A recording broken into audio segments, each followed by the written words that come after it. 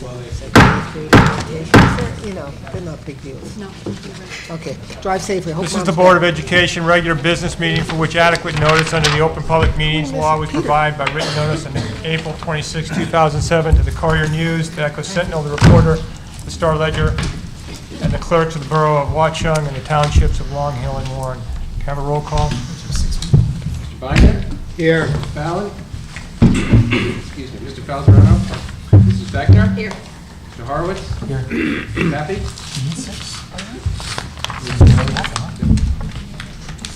So we barely have six, huh? Or have six, which is... We have seven. He's here. He's just on his way. Louis. Mrs. Mandel? Here. Yeah. Mr. Sun? Yeah. Dr. Yager? Here. Yeah. Right names. I count seven. Yeah. Count seven. You're not counting yourself, though. Well, Here, maybe not. I don't count for much I many know, times. I know Peter Fallon will be here shortly. He just called me Oh, it doesn't 10 matter. minutes See, ago and said he was going to be Whether it's 6 or 7, it doesn't matter. And Lou's coming over from the other room, so we'll soon be up to a 9. A massive number. Pledge of Allegiance, where everyone face. I pledge allegiance to the flag of the United States of America and to the republic for which it stands, one nation, under God, indivisible, with liberty and justice for all. It's kind of funny. We have two different directions. 180 degrees apart. We're flags. I got your stuff, Tim.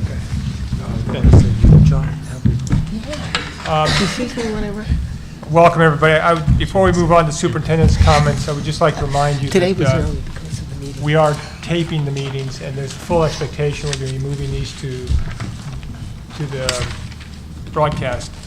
So be careful. Excuse me, Paul. Thank you. I don't care if you comb your hair. What I care more about is like tapping on the desk and just making sure that we talk into the microphones and things like that so people can actually hear us and know what's going on, okay?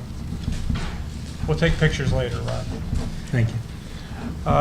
With that, Dr. Stromson? Thank you, Dr. Seelig.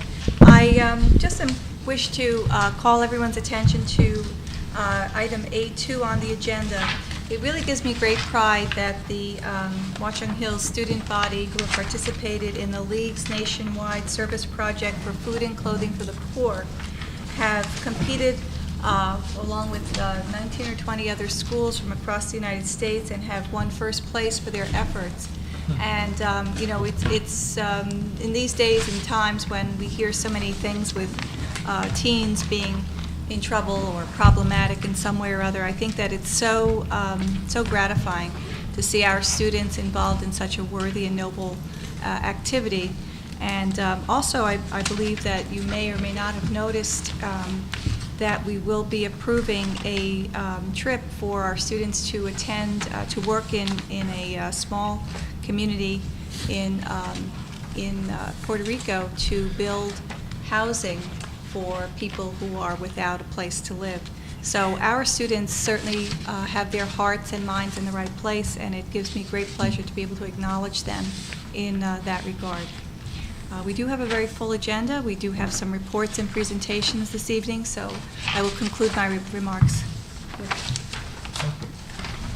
I don't have any comments at this time. At this time, we'll have some others during board discussion. Tim, do you have anything? Yes. Excuse me. Mr. President, yes, I do have just one. There was an article, a couple of articles in the paper last couple of days about the funding formula.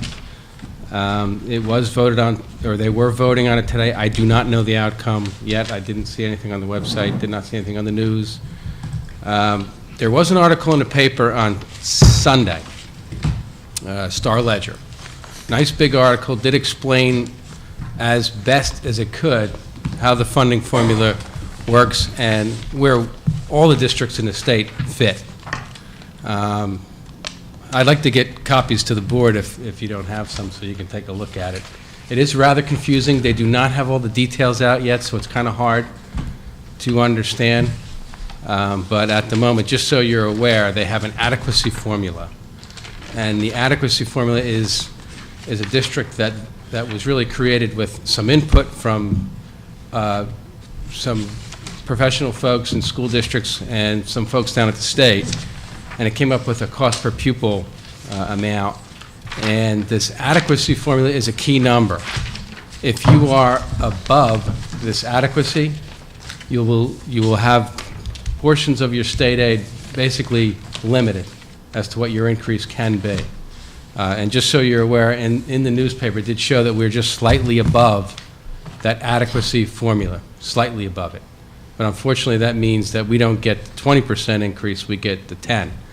And on top of that, it will limit the cap.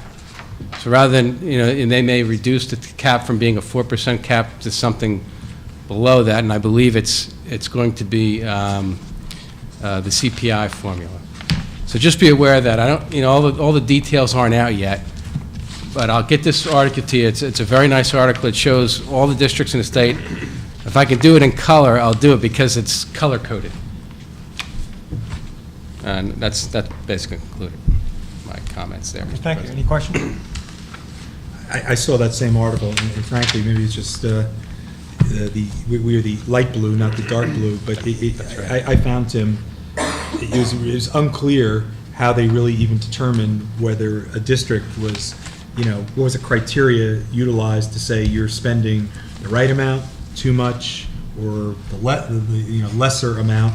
And then if you look, they had like the 07, 08 actual budget, then 08, 09, and then those last two columns where we were like 16%. Did you understand that, Tim? Yeah, they have, on the column, they have something called a fair share. They're using the economic factors in the communities. And what they're saying is they've come up with what they believe is the fair share that a community can be taxed.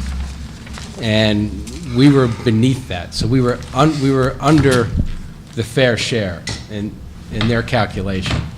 And I'll emphasize their calculation, because they're using economic factors. They're saying that we can tax more, is basically what they're saying. So I'm sure the members of the community feel the I'm sure they but wholeheartedly agree with that, huh? But that's what that column meant. It was, by what, 18% or something? What was that? Right, 16%? we were underneath. That's correct. It was 16%? 18%? Let's see, watching Hills, 14%. 14%. I think we need Mike to do the mathematical computations. I mean, frankly, I couldn't make heads or tails about that. There are a lot of blind things in here, and as they're talking about our expenditures, are they taking into consideration the longevity and the retention of our faculty, of our staff? Because if you have a great turnover, you keep hiring, the young teachers on the bottom of the scale, you may not have as experienced teaching staff, but you certainly have less expensive teaching staff. And then I wonder, well, how the heck can they come up and say, we're going to penalize you for retention of teachers? Get them fired every 3 years, so give anyone tenure, and we can keep it cheap. It's not that this country wants cheap education. I don't think. Yeah, no, agree. Thank you, Tim. Dr. Yancey? Thank you. I'm sure, as you know, when you walk into the atrium area, to the right, you see some wonderful artwork, whether it be painting or drawing or photography.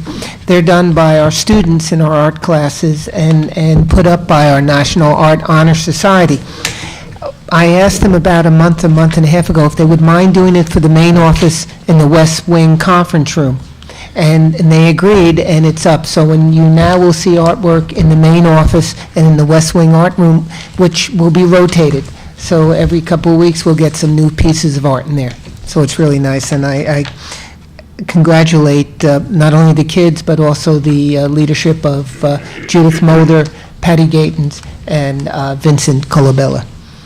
The 8th grade orientations began last week when we had Valley View. This week's tomorrow we have, who do we have tomorrow? Greenbrook, and on Thursday we have Long Hill, and then next Wednesday, the following Wednesday, we have Warren Middle School. This is when the parents and the students come up, while the parents are getting the orientation from Ms. Gannon in terms of our programs at the Hills. The students are getting prepared by our peer leaders who go over the programs that they have, the schedule that they may have, and then we give them a tour of the building, so it goes well. At the end of the month, January 31st, what we will have are the parents coming back, and they will meet with our supervisors. And they run through 4 or 5 of our supervisors listening to a presentation on our various different departments. So that works out kind of nicely. Our wrestling team won the counties over the winter vacation at Hillsborough High School. Our basketball teams are doing real well. They won the Ridge tournaments over the vacation. Our hockey team was in the semifinals of the county tournament, losing to one of the top-ranked teams in the state, 3-2 in a... 7-player in shootout. As Mr. Pepe said, in a 7-player shootout, and that's tremendous. That team went on to win the county 6-2, so our team did a tremendous job, and they're doing well. On Saturday, our basketball teams defeated Huntington Central, doing it nicely. That's nice when you can beat Huntington Central, as did our wrestling team last Thursday. Thank you. Tom, it's over here. Yeah. You mentioned that you're going to have the parents back, 8th grade parents, on January 31st. Yes. Is that all of the sending districts? All of the sending districts. Just the back? Just the Oh, parents. I understand, but again, figuring that 500 youngsters to a class grade approximately, you expect close to 1,000 parents. Last year, we had about 700. We meet them in the theater. We just kind of introduce some of the supervisors. They go to the designated areas. We give each of the parents a schedule to follow. And I would like to say they follow it religiously, but they do get to the areas. And we're lucky enough to have a large enough building where we can separate out the various disciplines. And it works well. You have students to guide them? Absolutely. Thank you. And Laura, you were at the 8th grade orientation, right? Yeah, we had the 8th grade orientation with Watchung last week, went very well. All the professionals gave wonderful, warm, and welcoming presentations. Linda Gannon spoke to the parents at length about what the parents can expect when they come to the high school. And I think that it was, it was a great evening. Good. Okay. With that, we can, if the student representatives come in, we'll ask them for their comments at that time. In their absence, we'll move on.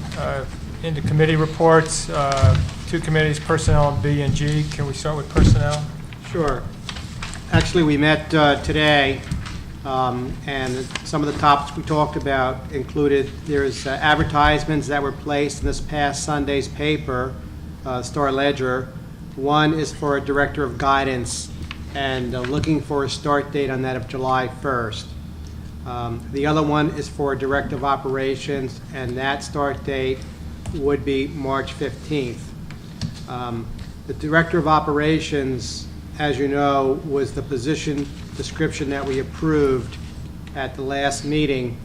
And at the time, just as an observation, there were a lot of concerns raised about the position and the role of the position. I think how it fits in with some of the other supervisory positions. And I think one of the feedback from the administration is that when they're going to be talking and interviewing these people, to make sure that those concerns that were raised by the board are going to be also part of the conversation that takes place with any of the candidates, so that they are well informed about expectations and the role and how the pieces fit together.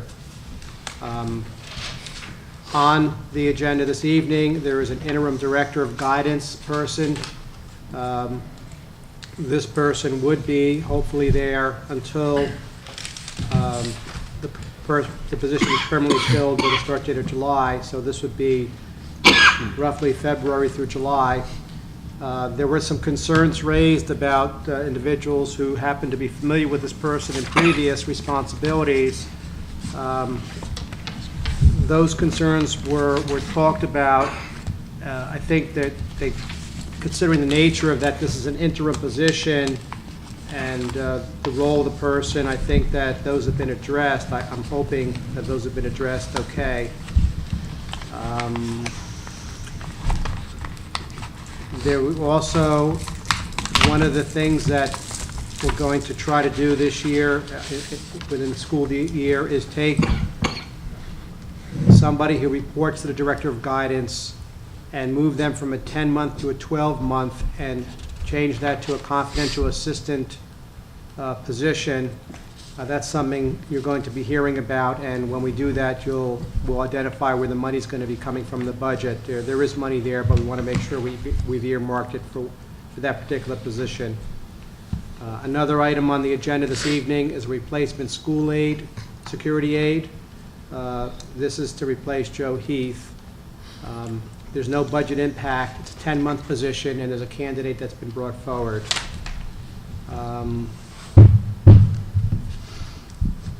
And the other thing is, in terms of the, I guess, Director of Guidance, the administration is taking as many different approaches to filling this position, not just using a newspaper advertisement, but looking to other districts where there may be changes in supervisory or superintendents, where their candidates might be willing to change their location at that time, and using other resources as they can to try to find the best qualified candidate.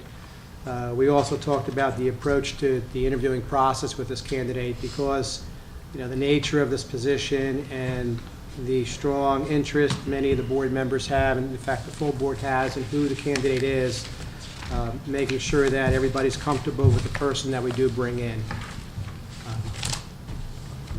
Finally, we talked about two items. One is an organizational chart which we're developing. It's not quite ready for prime time yet. However, because it does have some budget impacts, it's very close. We're trying to put the finishing touches on it to share with the board, and then make everybody aware of the budget impacts in time to be included within the budget. I think I'll leave it at that for now. Any questions? With that, we can move on to buildings and grounds. Lou? Still running. All right, we met prior to this meeting. Don's been doing as much as he can to get DCA and everyone else to play well together.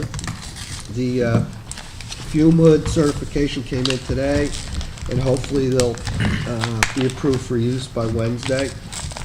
South Auditorium, same thing. All the approvals are being done this week. All the work was finished, so we should have that hopefully by the end of the week. There's emergency repair work. I think everybody got notice of that. It's on the agenda. MSC, yeah, for work to be done to HVAC systems that would be subject to damage during the cold weather. That's work that should have been done or is part of the construction project, and they're going to take care of that so we don't have the ongoing problems like we had last year. The DCA, we were notified by Don, they're going to be asking for actual drawings of all changes that were made during the project. So Don's going to chase that down. The TV studio is still a work in progress. He's got it real close to being a final resolve to it, where we may only have to change the drop ceiling in that hallway to satisfy DCA. So it's a minor amount of work, considering where it was when we first started. It's all due to fire ratings and DCA's interpretation of it, and the plans when they were originally drawn up. They're going through, they're asking for some additional fire dampers and maybe an exit sign here and there, but that Don and Russ are handling as they go. The pit lift is still back and forth between DCA and Joyce Staten. The lobby floor, I believe we'll probably discuss that on the 23rd with Michael. Right. That they could fill us in with all the appropriate information and where that's headed. So, and again, I believe it was an A4? D4. D4 is something that we could discuss then or now, is Don's firm's usage for the replacement of that floor. Design, specify, go out for get the bid together, and then oversee the demolition, the cleaning, and the installation of the new floor that goes down, so that we have someone overseeing the project to make sure it's done properly. So that's what D4 encounters. So he's been busy. And it's like Did you pulling mention the teeth in South some Auditorium? areas. Did you? What's that? I asked if you mentioned the South Auditorium. Yeah, I guess yeah. I must have been daydreaming. Okay. Anything else? Any questions? Not a question, Paul. I just had a few updates on finance. See if I could spend about a moment or two. Tim and I spoke this week. One of the issues that's been, remains unfinished, the unfinished business, is securing the final SCC payment. It's about $2 million? $2 million. About $2 million. And the importance, or I would almost say the urgency in filing that is that, as everyone should know, we've borrowed those funds, and so we're paying interest. So the sooner and quicker we get that final payment, we can retire the short-term financing and save the district. What is it, about $60,000 a year It's, we paid $127,000 last year? this school year. So it's somewhere between Probably a little 5% or so on $2 million Yeah. in interest rate. So Tim and I spoke about this, and in working out the logistics, what's been a complicating factor, if that's the right word, is that the documentation that we need is with the construction council. So what we've talked about doing is literally getting those boxes back to the high school, getting a temp, for a week, whatever that costs, several $100s probably, to make copies. We keep the originals, send copies of the documents that Gary and the construction, Gary Werner's folks need, for the litigation preparation, so we can sooner than later file that. And it's something that they certainly would hope within a month or two, because we've had some discussions with the SEC folks, and the fact that we are involved with litigation, and there are issues regarding certification of final completion, that in and of itself won't preclude us from getting that final payment. So that's an important issue that I wanted to bring to everyone's attention. Number two is the issue with the rebate, the energy rebate, and Tim has done a very good job in tracking down where this situation stands. It used to be that the local energy provider, in our case, Jersey Central Power and Light, dispersed the funds. The law's been changed. It's dispersed by the Board of Public Utilities. The till is pretty much dry on that. For those rebates, there's some additional monies or some additional avenues. So Tim and I will be working on that. Some folks that we need to contact in the Board of Public Utilities to see how we can get what we think could be upwards of, and don't hold me to this, somewhere in the vicinity of $75,000. And those rebates are, with the new construction, the renovation, Lou knows, putting more energy efficient lighting, air conditioning, and heating systems in place. There's the third issue that I want to touch on. I'm not sure, Paul, that we need to take board, action insofar as an official motion, but this is the issue pertaining to the proper and correct calculation of interest payments on the principal and interest for the bonds that were borrowed to provide the financing for the new construction. The two issuances, one $33 million in change, and the supplemental $3 million. It appears, and Tim will be working on the final numbers, that from the first 2 years or so, from January of '04 and then partially into the '05 year, that the district did not fully charge Greenbrook tuition based on the interest expense, which the law or the regulations clearly allow us to include in the calculation of the per student charges. And that amount, as said, I don't want to be held to this precisely, but it's somewhere in the vicinity, we think, at $250,000. So Tim will get that exact amount, and I'm not sure, Paul, whether or not we really need a motion because, to apply for money that should have been included. I'll leave that to the administration to whether it has to be a formal board motion or not, but I want to bring that to everyone's attention. The second issue on that is the issue of the principal payments. We borrowed $35 million and a few hundred thousand, so over the course of the next 30 years, we're repaying the principal. Greenbrook is approximately, at this juncture, 20% of the district. So as things would stand now, Greenbrook is not being assessed 20% of those principal payments as they're being made. The way the debt service is calculated, the earlier years are heavier on the interest, and the principal payments have started. Just so everyone knows, through January 15th of 2008, so literally there's another payment due next week, we will have paid $1,090,000.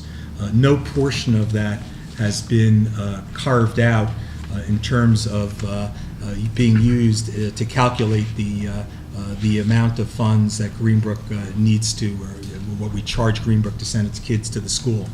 Just so everyone understands, during the course, at 20%, we're talking about $7 million. So it's a significant amount of money. And we were going to, Peter, Eric, in the Finance Committee meeting next Monday, this is an issue that we're going to put on the agenda to see what appropriate actions we should recommend to the full board. So thank you, Paul. I just wanted to bring up these other finance issues that sort of have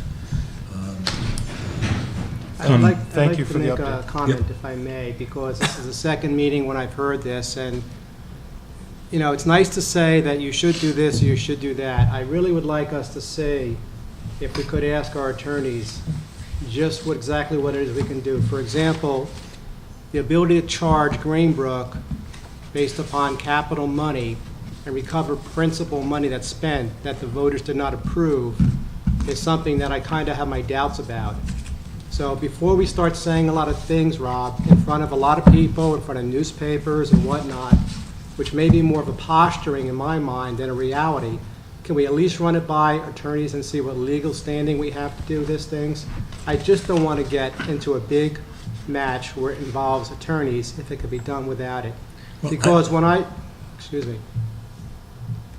brought this fact that this was a discussion that took place at our board, our attorney was very clear with me. He said, there's no legal right that they have to do this.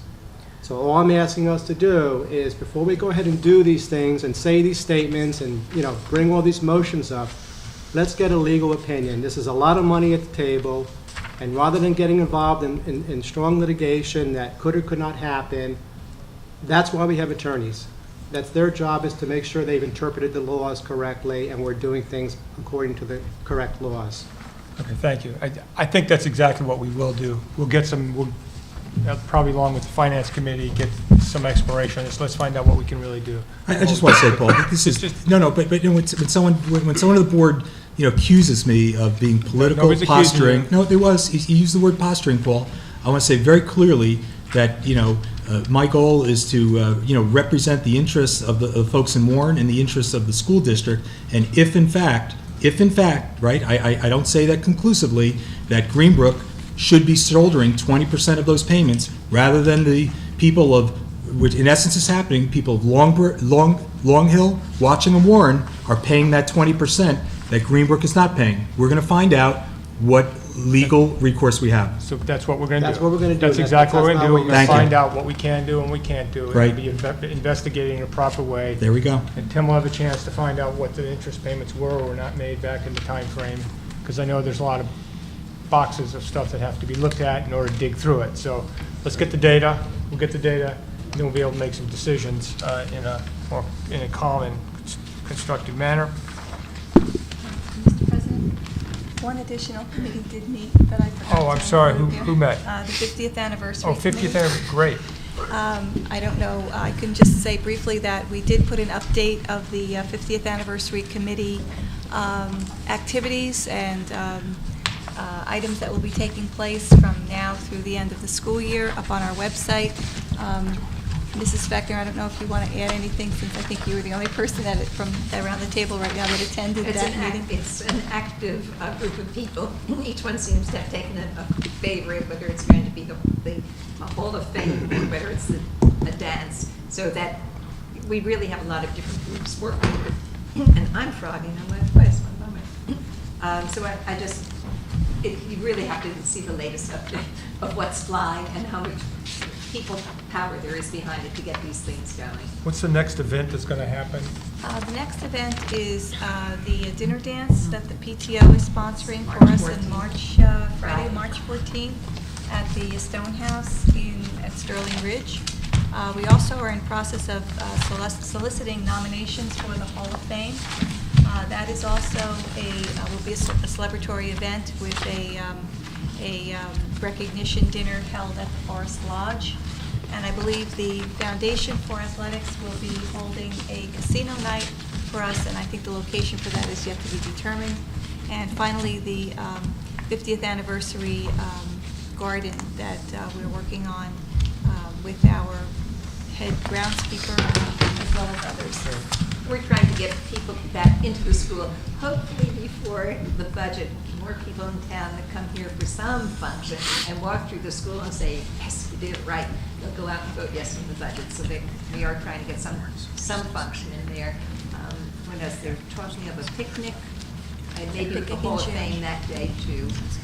By the way, the PTO dinner dance may be a little pricey, but not for where it is. They're going to be having, we're not, they are, Stonehouse, but that's a fundraiser for the PTO. Most of these other things are not fundraisers.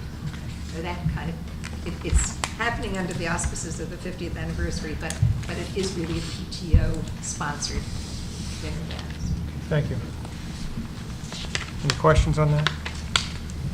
Do you want to introduce the SAT prep course? Yes, thank you. I'd like to call Michael D'Alessio forward to discuss the SAT preparation course that we would like to be able to offer here next year, both for mathematics and for English. So Michael has worked hard with the other members of his department as well as with the English department in putting forward this course. And as you recall from our previous discussion, that any of these new courses that we are discussing will be on an insert flyer that will be placed in the program of studies, which is now. No, this is right. This should be, The flyer will be produced after the program of studies returns. I believe this is probably in your board handouts. I Yes, know I it gave it is, to Ms. yeah. Brenner. First of all, I'd like to say Happy New Year. I see you every other 2 weeks, so I might as well say Happy New Year. I'm glad to say that the mathematics department and English department are putting forth a proposal for an SAT course at the school. It's a unique course in the sense that the length of this course is going to be a marking period. Something that we don't do at the school currently. Our courses either run full year or half year. We're proposing a quarter course with the first quarter of the school year being a senior-only course for seniors only, because that's usually the last chance the seniors have to take their SAT. And that would be from September, probably till the end of the first marking period, which is the first week of November, and it would allow them to take both the October and December, as well as November tests, and get ready probably for their last opportunity at the SAT. So for the first marking period, we're proposing that it would be a senior-only course.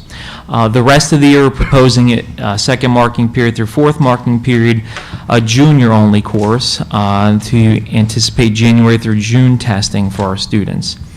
We have no prerequisites on this course. Anybody can be in the course. We're going to have an open enrollment for it. There's no ability level with it. We want anybody who wants to be in it to be in the course. And our rationale is simple. If you know that a good portion, a quarter to maybe even sometimes a half of a student's admission to certain schools can be based on standardized testing, SATs, APs, ACT tests, and so forth. So it's prudent for our school of 2,200 students to offer a course for students to take.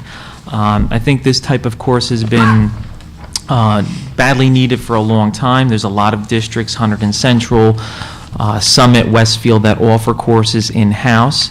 We're designing the course to expose the students to the test-taking situations and procedures, the curriculum of the SAT, give them a strong focus to what to expect the day of the test, improve their needs both in mathematics, critical reading, and especially writing, which is the new portion of the new SAT, which is really 3 years old now, where there is an essay portion. The colleges still don't know how they're looking at the essay, but I could tell you a good essay looks good. When you score 12 on the essay, I'm sure that looks good to a lot of colleges.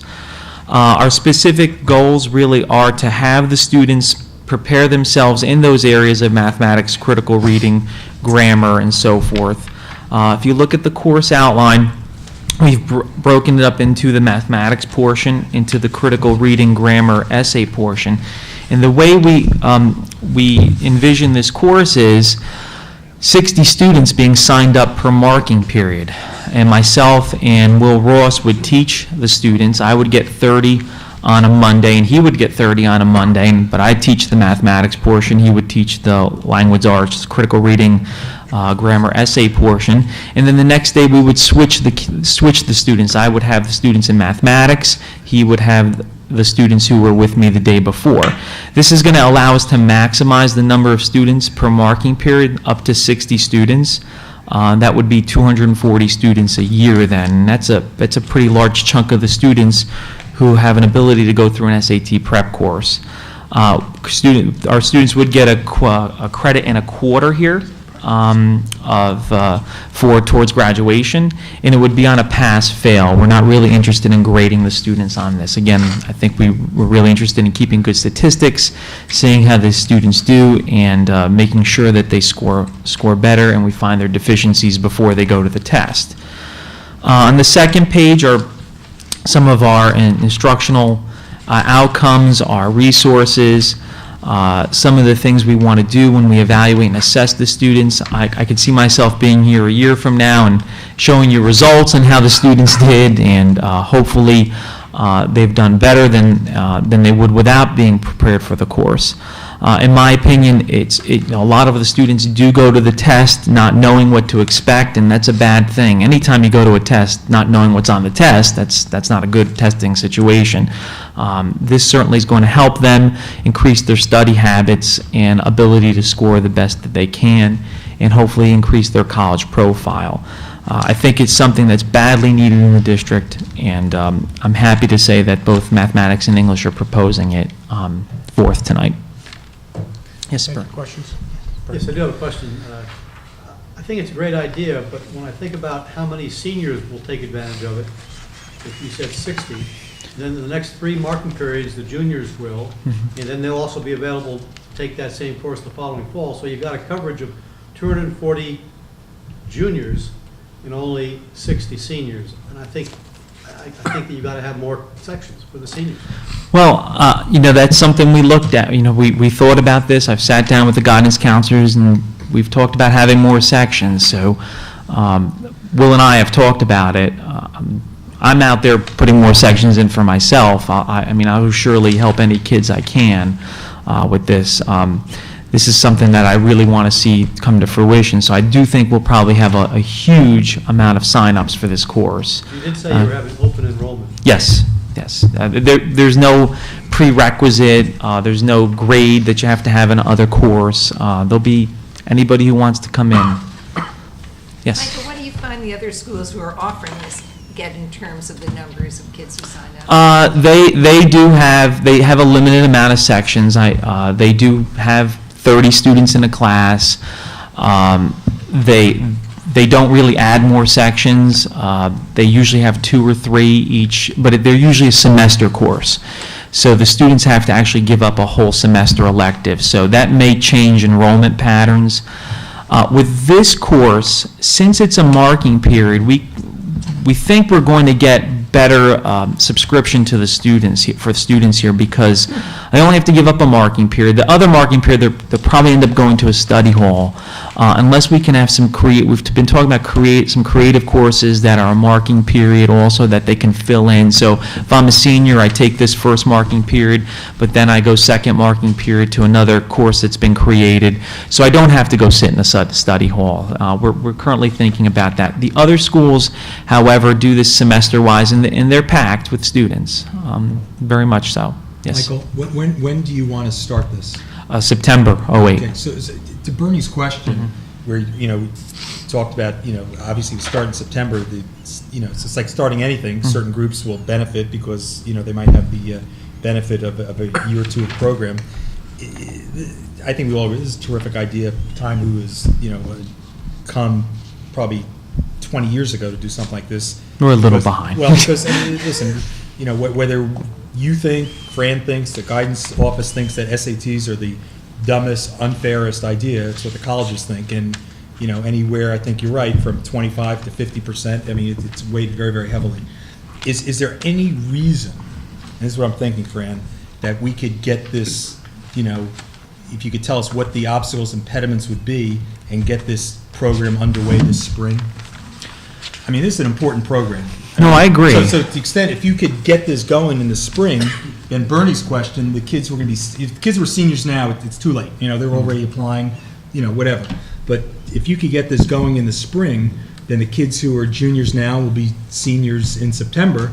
They'll get the benefit of the junior program, and if they desire, the senior, program under their belts for applying, next year. We would have to address your suggestion, which is a good one, whether we could advance it beginning in the fourth marking period. That would require us to add a .2 to both the English and the math department. So what we would have to do is we'd have to identify whether we could afford to find that resource in the budget to be able to do that. I understand that. Everything, if this is the sense of everyone on the board important, I think, we'll find the money. The other thing I want to ask you, Michael, how long, how many, in the program, you said it's a quarter of a... It's a marking period. How many hours do you envision this program? Well, it would be a normal period. Right now it's 42 minutes. So times marking every period's day? about 5 days a week. 5 days a week, every day. So it's a normal- 3 hours a week, right? Yeah, about And how many 3. weeks, roughly? About 8 weeks in a marking period. 9. 9 weeks. So 9 it's weeks. about somewhere between 26 and 30 hours. Yes. Right? Yes, and that's about enough time. There's a saturation point with some of this. That's about enough time to learn it, about a marking period. So let me ask you, the issue of financing this, that's our issue. From your point of view, it's not your issue to worry about. Could you get the materials, with you in the English department in place to offer this in the spring?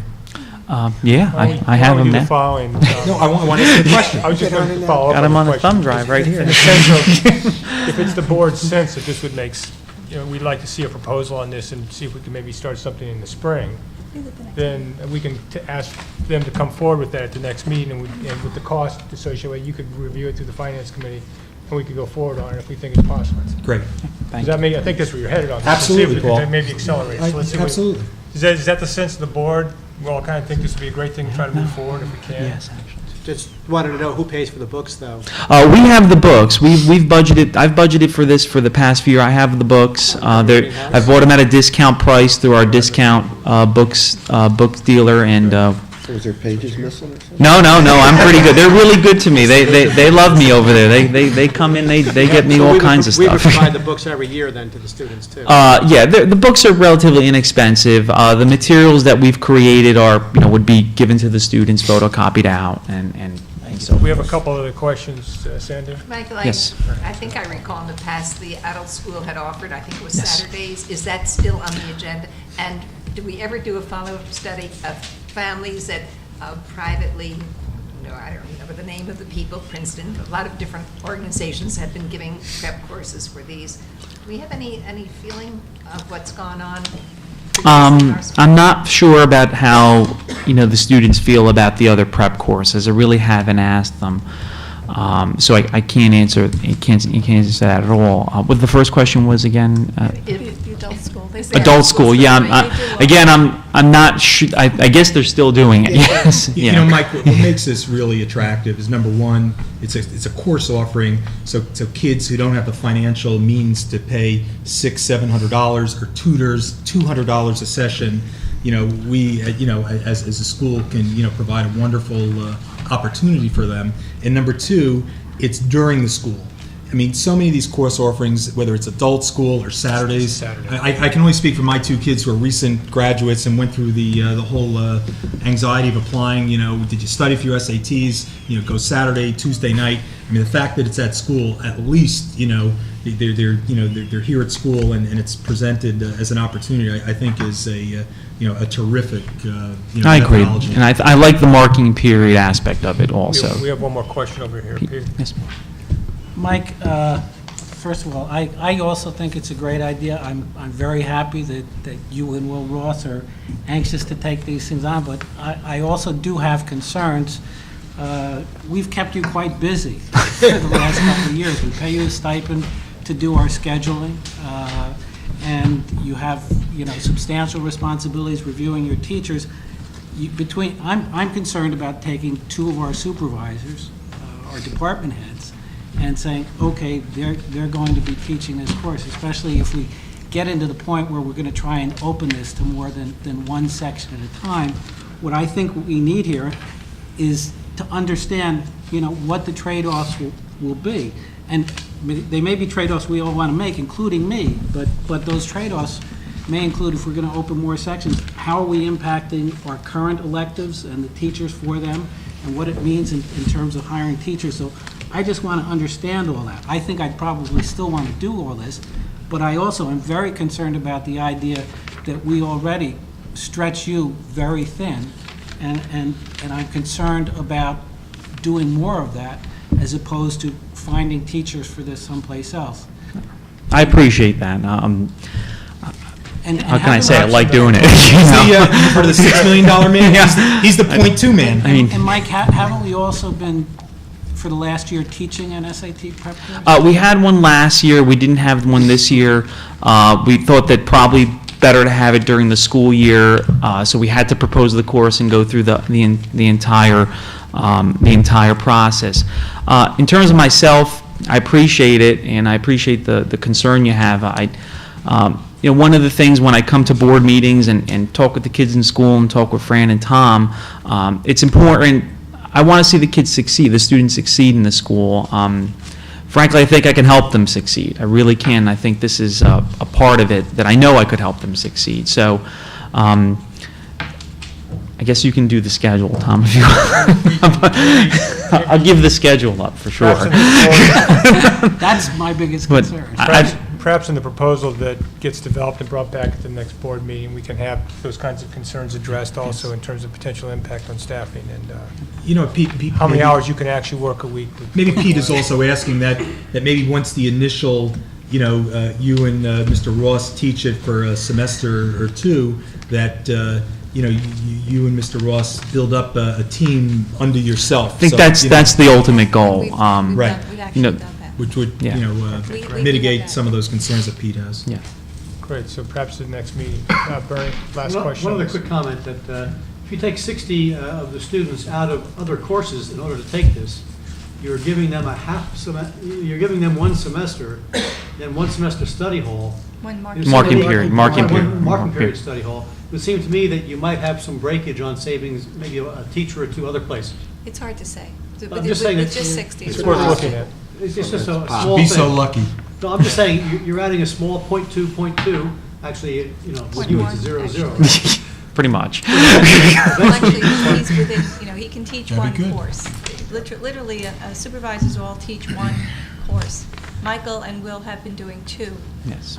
However, in this model, when we look at where we have some flexibility in terms of identifying a teaching section and giving Michael and Will the prescribed one section teaching, this would probably be where they would want to invest their capital in this course. I stay out of trouble when I'm in the classroom, so that's why that's how I usually look at it. Thank you. Any other questions? Great. Thank you. Thank you very much, Thank Mike. you. Do you want to introduce the next one? I would like to, except she's homesick and will not be able to do her presentation this evening. And we just got word of this recently in the last hour or so. So I would like to recommend that we defer this presentation to Okay. the next meeting, because it again will be on the insert that will affect the printing of the. Great.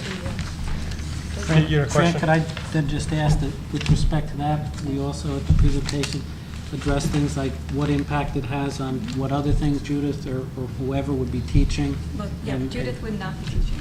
Okay, but then what teachers we need and how it'll impact The budget. existing electives and our ability to have those courses? I think one of the things you probably are aware of that we did not, have not really fully funded the arts program over the last couple of years, especially during the period when we had budget defeats.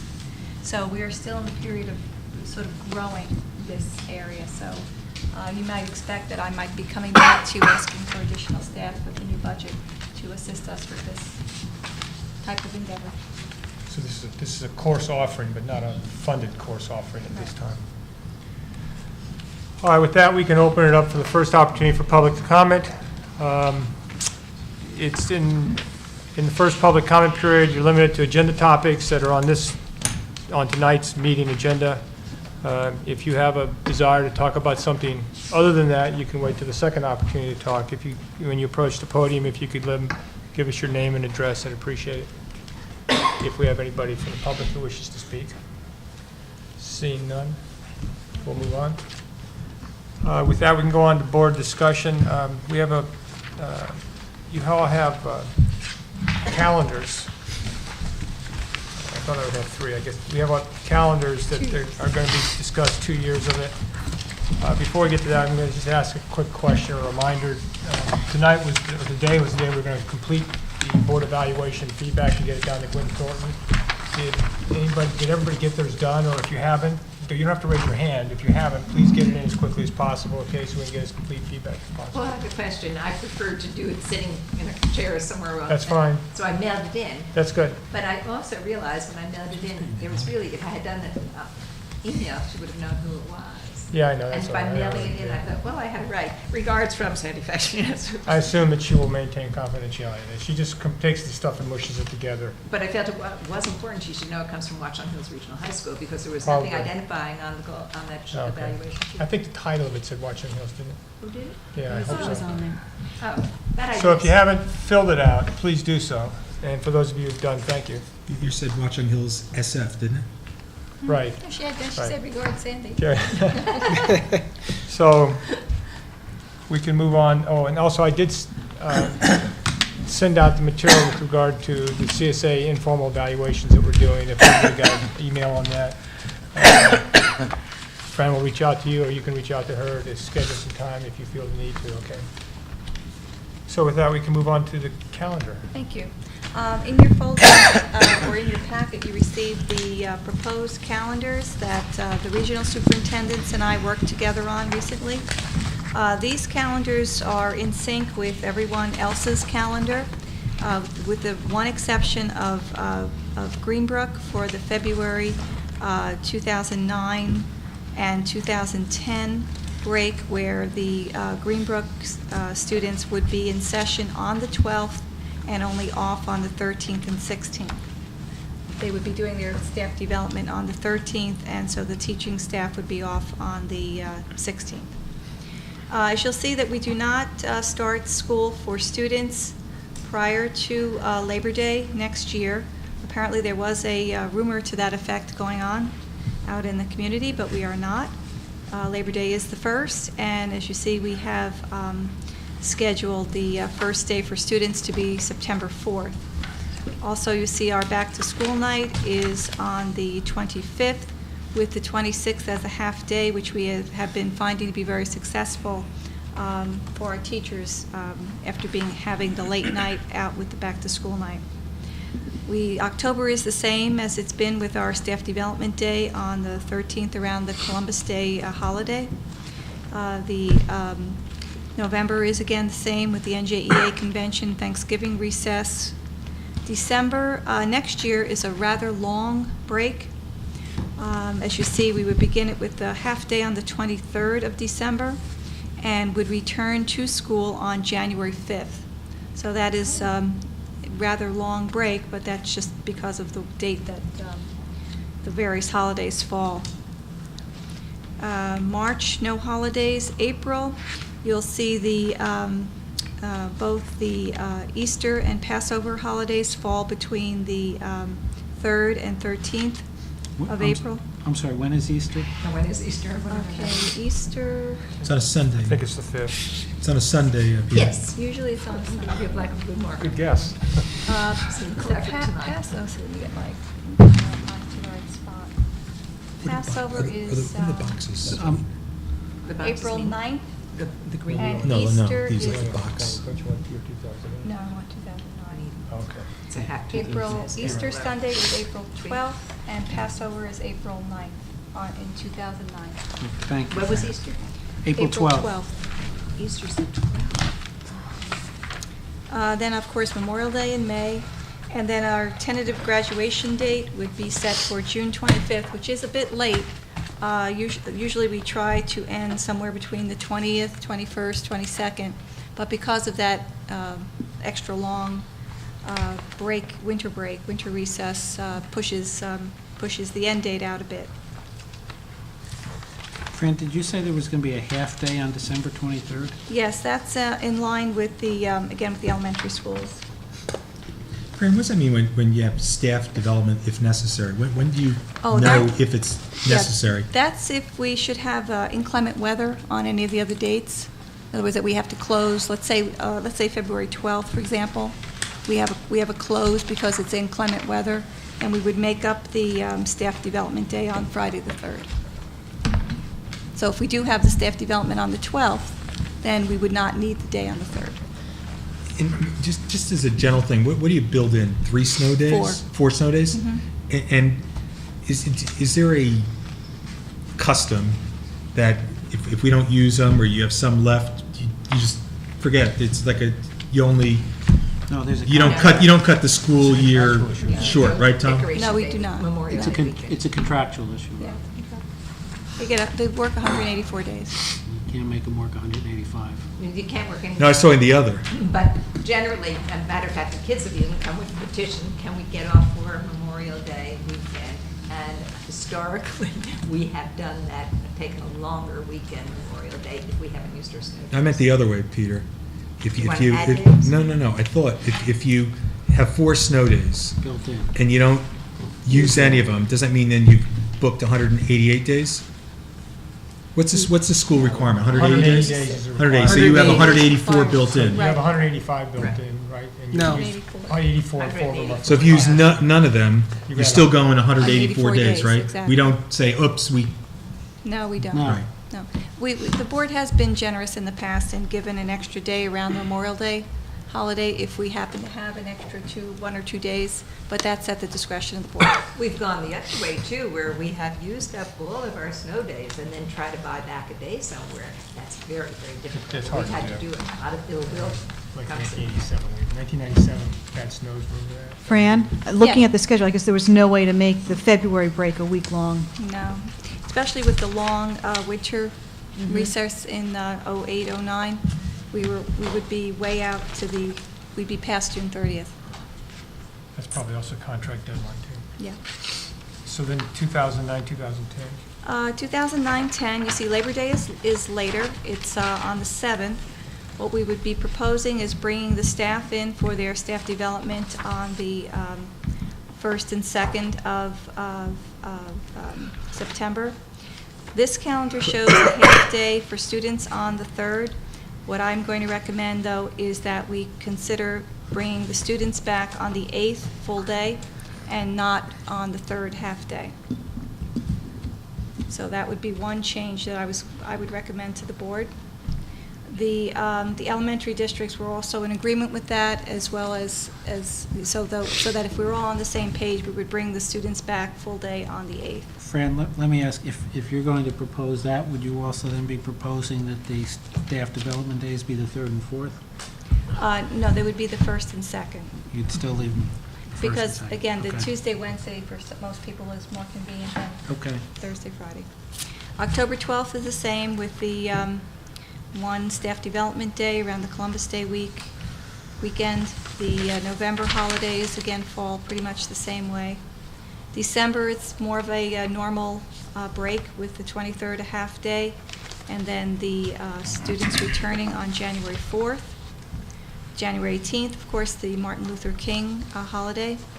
February, same situation with the staff development going through the 11th, 12th, I should say the 11th, and then the 12th and 15th be closed for staff, and the 11th through the 15th closed for students.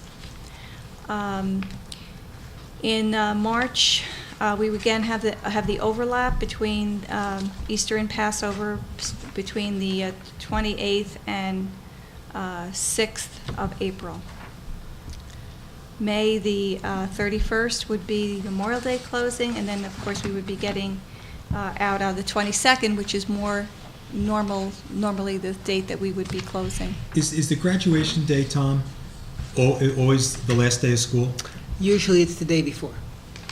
So I don't, what is it this year, just this coming year? This year, it's the 24th. School's over the 25th. And on the 9th, I'm not asking you to, memorize 400 dates.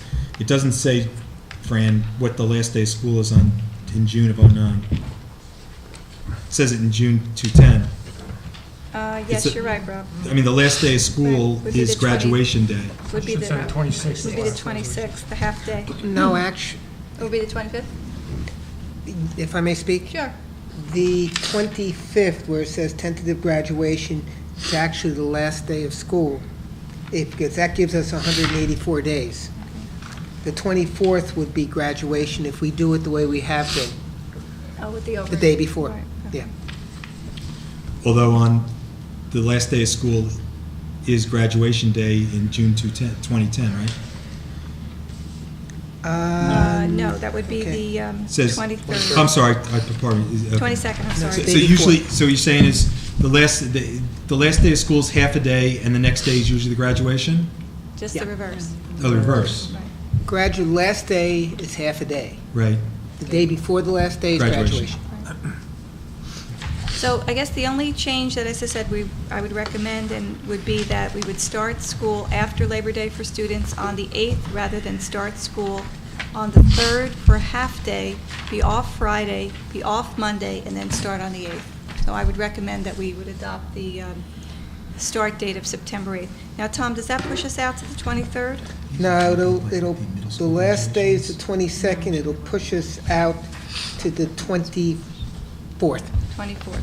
So the last day of school, June the 10th, would be the 24th with graduation on the 23rd. And that would be because we pushed out to September 8th. Tom, with the 4 districts, you worked out with, other than that one little quirky thing, Fran, with Greenbrook yeah, on that I'm- one day? I'm the one that usually but works it out. On the one quirky thing, with Greenbrook. Yes. But other than that, on all the middle school graduations, they're not No. on our there's high no- school graduation There's no dates? conflicts. They work around us. There are no conflicts. Oh, so that's sort of we set ours and then they set theirs? They set theirs, right. Fran, we're picking up a day in September because Rosh Hashanah apparently falls on the weekend. Yes, So you do pick up a day there, which Yes, helps in out our 2010. 4 days. right. Do we need a resolution to approve these? We Is can it in- have it this time, or we can have it next time, either, whatever you prefer. Or we just part of the gist for next week? Have we already approved something along these lines No, in we prior have not. meetings? Farrell, could I just ask for the magic calendar, do you have the 2010 Easter and Passover dates? I do. On my magic calendar, I have April 4th is Easter Sunday in 2010, and Passover is March 30th. Great, thank you. Okay. So we'll put this on for approval next time. I will informally tell the other superintendents of the board's favorability toward the recommendations. Thank you. All right, that we can move on to action items. Into this I'm sorry. Before we go on that, I'm sorry. one more item.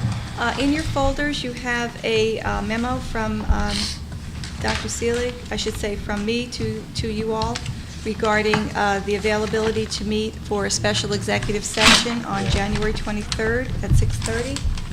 That would be the executive session with Michael Serafino and Gary Werner regarding the construction litigation update. I just wanted to ask you if that date would be acceptable to you, since we will be meeting on the 22nd for our normal board meeting, because the 21st is the Martin Luther King holiday. So if you would just be so kind to initial the memo with a yes or a no, and then just turn it in, here. Is that an executive session? Yes, meeting? it's an executive And session. did you speak to Michael about how much time you want to budget for that, Paul?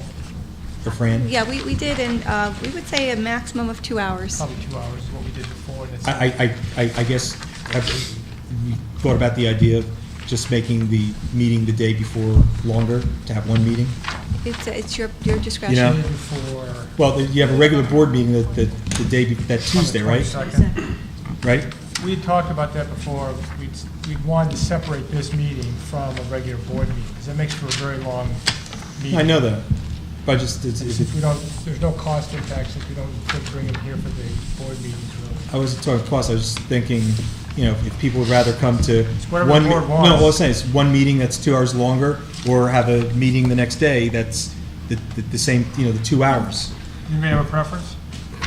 There may be a lot to discuss, And and it'll what kill I us if we got to cut short, What I would suggest is if you just would write whether or not you'd like to come the second day, or whether you'd like to have it combined, and we can just collect that and get back to you to let you know.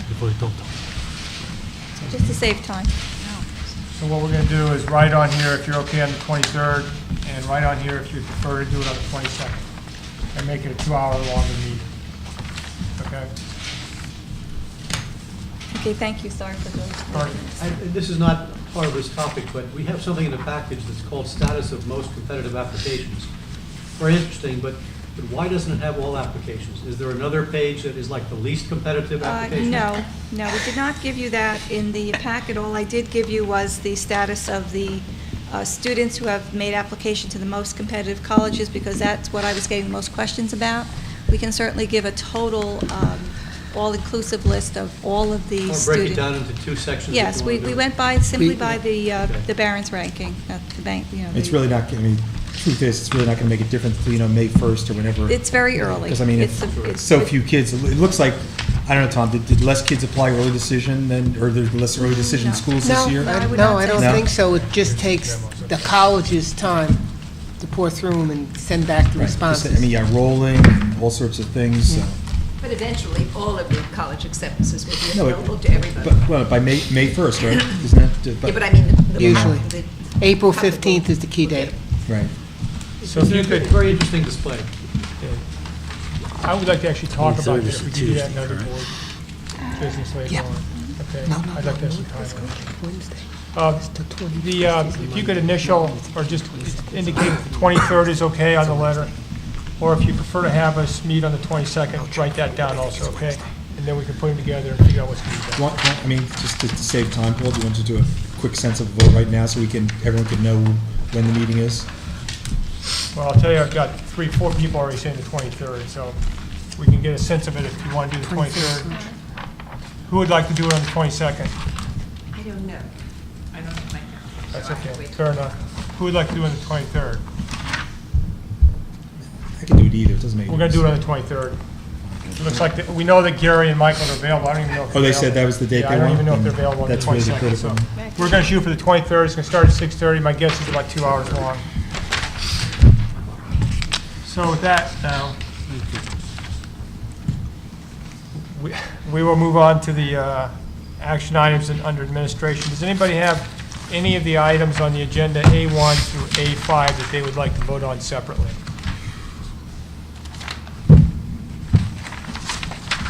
Hearing none, can I get a resolution on A1 through A5? Move A1 through A5. That's a good question to Tim. Tim, on A5. Rob, we'll have it, let me get a Whoops, sorry. second. Let me get a second. We get, they have I'll all- second. Terry seconded it. It's seconded. Any discussion on items A1 through A5? It's really just a question. Tim, on A5, is that money that we expected, that this is just sort of a formality, 297,000 when we did the budget last year? Yeah, we budgeted less, but we did, it's, Close?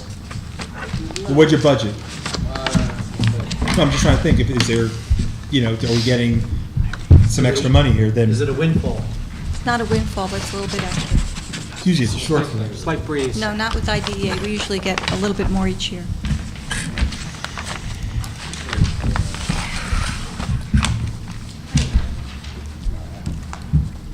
$271. we budgeted 191,000. It's 100,000 more. Yeah. And more when, than- when do you get that money? When have we gotten that money yet? I don't know if we physically got the cash yet, but it's an entitlement grant, you will get it. You will get it. And it generally goes towards special education. Does it come from the federal government? Yes. Federal government. Local. We can get it this year? Yes, you have to get it through by the end of the year. It's to Are be there- used for students with disabilities. I understand. So we're getting more money, but we haven't gotten any of it yet. But we're supposed to get it all by the end of the year. Is that correct? They're not quick with their getting. Usually it's, we usually don't see the entire expenditure completed until August 30th. Yeah, the grant runs from August through, September through August August 30th. So I'm saying, if you haven't received that money yet, we're spending that money, That's at least right. 200,000, so you're taking that money from, from other Right. budgetary And replacing line it. items, because you've included at least 200,000 of the 300,000, so it's got to come from somewhere because we're spending it, correct? That's right. And it gets replaced. We end up eating it for a while, and then suddenly you get the reimbursement. And basically, we hold that cash for them. And that's They it. hold our cash while we spend it. Well, there's nothing new about this. that It's happens new. every I know it year. is. You struggle with Can I, re- any other questions on A1 through A5? Can I get a roll call vote? Mr. Binder? Aye. Mr. Fallon? Yes. Mr. Balzarano? Yes. Mrs. Beckman? Yes. Mr. Horowitz? Yes. Mrs. Mandel? Yes. Mr. Pappy? Yep. Mr. Sun? Yes. Dr. Yaget? Yes. Dr. Seeley? Yes. Well, do we have to actually vote to get this money? I mean, if we Yes. didn't, Yeah, we so if really we do didn't vote, accept- we don't get this money? Yeah, we have to accept it Have to accept by it. law. Well, we don't have it yet, though. I'm just curious. Can we, It's sort of a funny thing. Yeah, but this You is have to way- vote to accept $300,000. This is how it's done by. Can I get a, C1A. just so that we can, on B1, when we move that, realize that we're not going to move the backstage technical theater workshop, acting workshop all at the same time, okay? Because those haven't been presented to us, they'll be presented next one, so it's just the SAT prep course. Can I get a, Well, Paul, then it's gotta be modified. Yeah, he knows that. yeah, that's what I'm saying, it has to be modified. I'll move it. As modified? You have to move it. I'll move the whole thing first, then I'll offer an amendment. Okay. So I have B1 moved. Do I have a second? You I'd want like to to offer? offer a change to delete the last two items on the list. All right. You need a second. Since you moved and seconded it, you guys in agreement with that? Yes. No, Okay, it's done. but Paul, since Mike's coming back for the next meeting, it might very well be the 07-08 year if we start. We can add that. We can just add it next time. To- I don't know. To your Let's go point, ahead If we and start in approve- spring- Let's go ahead and approve it now for 0809. Yeah. And then we can always add it to make it for if this they year. come back with a proposal, I suggest we just adopt it at that time, and we'll make this one for the spring.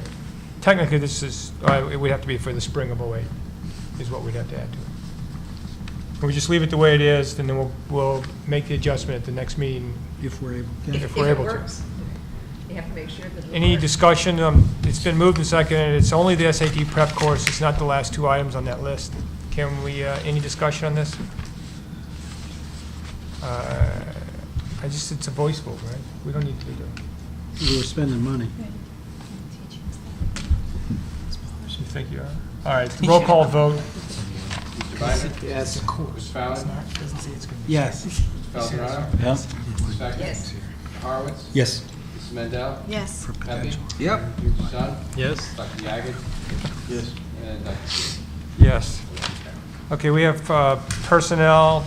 We have items C1 through C4. Does anybody want any of those to be pulled on, to be voted on separately? C2. Okay. And I've just got a whole bunch, well, I'm concerned about the clarity of C2, and I have questions about C3 and C4.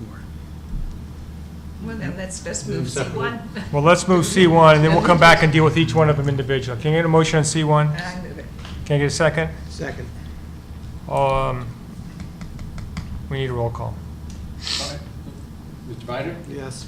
Fallon? Yes? Gazzarano? Yep. Spector? Yes. Horowitz? Yes. Mrs. Mandel? Yes. Pepe? Aye. Son? Yes. Dr. Yagan? Yes. Dr. Seeley? Yes. Hiring this. Okay, can I get a motion on Can we do C2? 2 and 3 together? Security person. Ask Peter if he I wants think you have to do emergent hiring I don't- applications together with the individual. That's what don't it's you? saying. 3.5 people. Let me just say, I don't Why don't you just tell us what your understand, I don't question understand C2. Okay. Who are we, who's being emergency hired, one or both of No, them? no, it's not that. It's the emergent. application for, that means you have to get them fingerprinted. That's just until That's all it they is. complete their Well, she's background check. in the morning, then That's she on every comes in agenda the when we hire That's someone. everybody. and he Exactly Say the that same. again? It's, everybody gets fingerprinted, and this is how you do it. This is how you get the approval But to there's get no them one checked from out. from. So it has nothing to do with how we're hiring them? No, not at all. Not at all. because that's not in this position. This is just. Every single agenda. It covers, when we it hire covers your I will back vote as yes. far as I don't want to you, start. Case- you were Three told here. to have them But as I. background. Just can we get one discussion going here? Okay? So it has nothing, Definition, you're right. so approving this is not hiring them? Correct. Thank But you. it goes with hiring them. When you hire them, you also We have to do hired this. 2 and That's 3. right.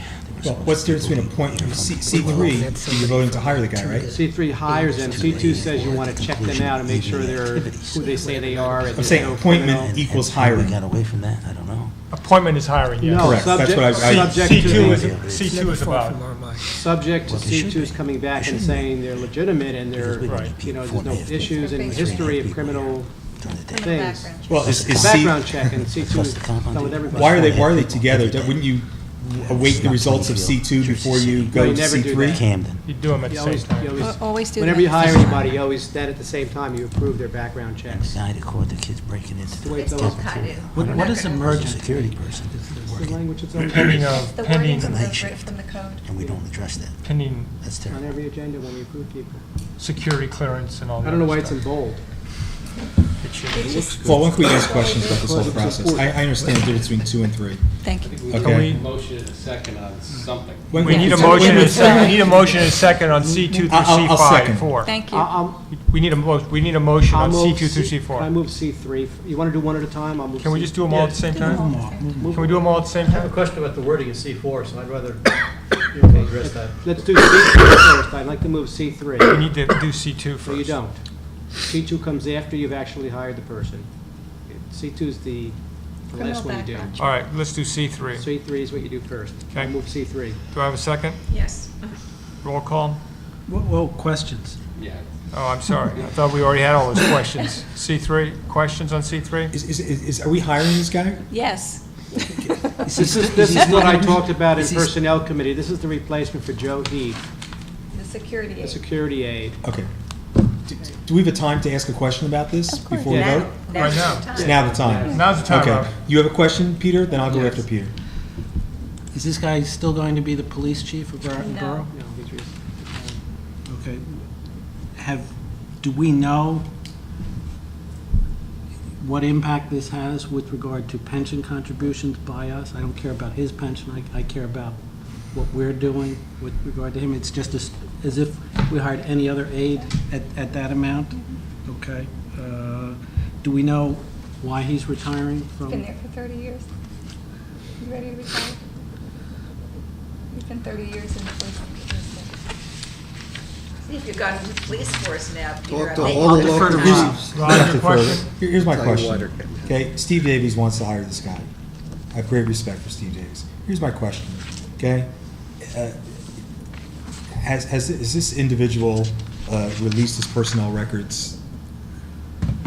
So me, or anyone else on the board, so Steve Davies can look at this individual? Of course. They did a background, they did a reference check for This him. is very different. He's a 30-year history in Yeah. the police department, okay? Has Steve Davies requested him, okay, this candidate, to release his personnel records of his 30 years on the police force?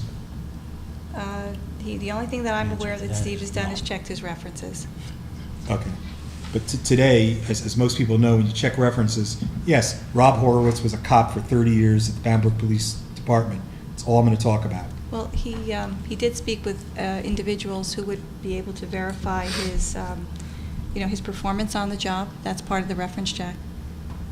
I don't know the legalities of releasing a personnel file to an It's outside 100% legal agency. if the candidate authorizes the releasing of his records. I don't know that the candidate was asked whether he would Well, that's what I'm authorize. asking. If someone's worked for 30 years as a cop, I think Steve Davies should take a look at a 30-year history. He's coming into our school. He has, a responsible position dealing with our students, other people in this administration. I don't think Steve Davies would want someone in our school who he did not have the utmost confidence would be doing an excellent job here. Well, one of two things will happen. After Steve reviews his 30-year employment history or his personnel. I think we've done a background check on this. Well, what's the background? He's worked as a cop for 30 years, right? And he also has to go through a fingerprinting and a criminal Well, I history see. check. So if he's So a cop, he can't have been arrested for committing a crime. He would have been fired.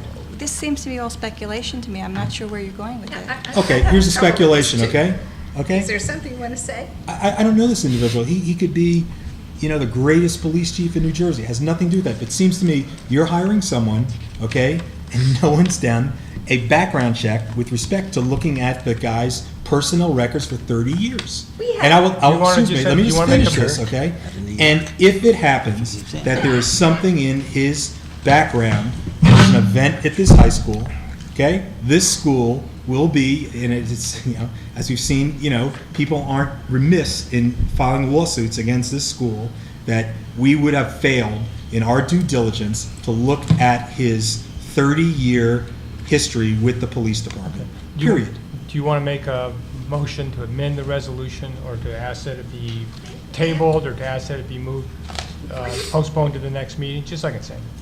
Because I'm just trying to bring it to closure so we can. Okay, I'd like Steve Davies to look at his personnel record, and if Steve Davies is satisfied that he is a good candidate for the position, then we hire him. So you're asking that this motion be postponed to the next meeting, and in that time frame for Steve Davies to get the background, his personnel records, if the person is willing to have those released. His reviews, I mean, every year, just like a teacher, he's reviewed by his superiors at a police department. And that's who the references were that were checked. So I just wanted, so that's the, if you want to make that motion, you're going to make a motion that's going to be postponed. We can then have it seconded, and we can then vote on that motion. But after you second it, may I make a statement, or? Yeah, you can make whatever statement you want to at that time. I just want to move this on. We need a second at this point. So do you Also, make it, there's a motion. we got Bernie second. Do we have any discussion on this motion that this be postponed? Yeah, well, yes, I have a discussion on the reason that we would consider postponing it. We hire over 200 people in this school. We do always check references. Some of them have worked at other jobs for 10, 15, 20, however many years.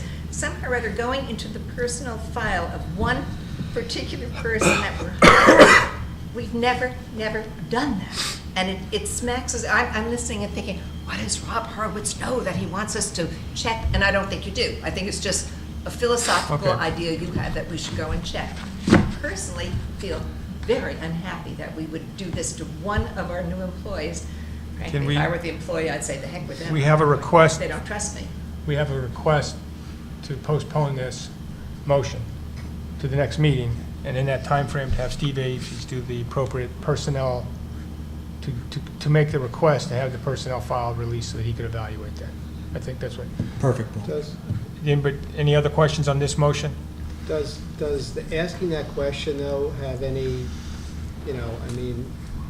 are we allowed to ask that question? I don't know. That was my point. Absolutely.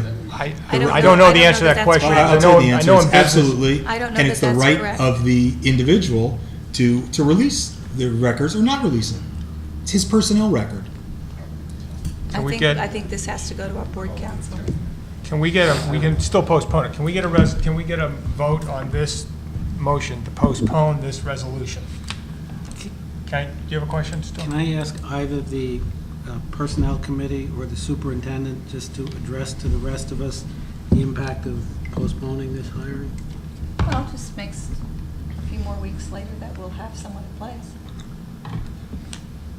We'll just push that time frame out a little bit, and we would like to get that resolved and settled.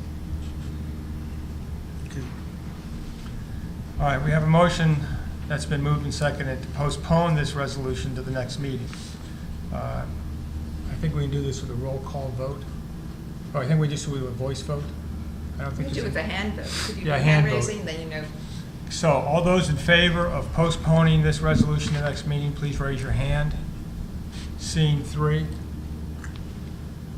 Peter, you got two hands up, or you got none up? Okay, we have three hands up. All those opposed to postponing it? 5, 6, seeing No, I 6. abstain. I got 6, 3 and 6. So seeing that the resolution to postpone it is failed, we then have the resolution to approve this appointment or to not approve it. If there's any other discussion on this resolution to approve or not approve it at this time? Have we already moved this one as?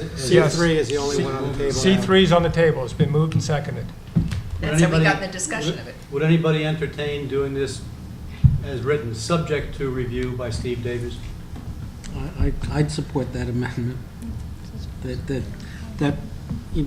I'd like Steve to know the board's concerns about this, and that Steve, Who moved and seconded this motion originally?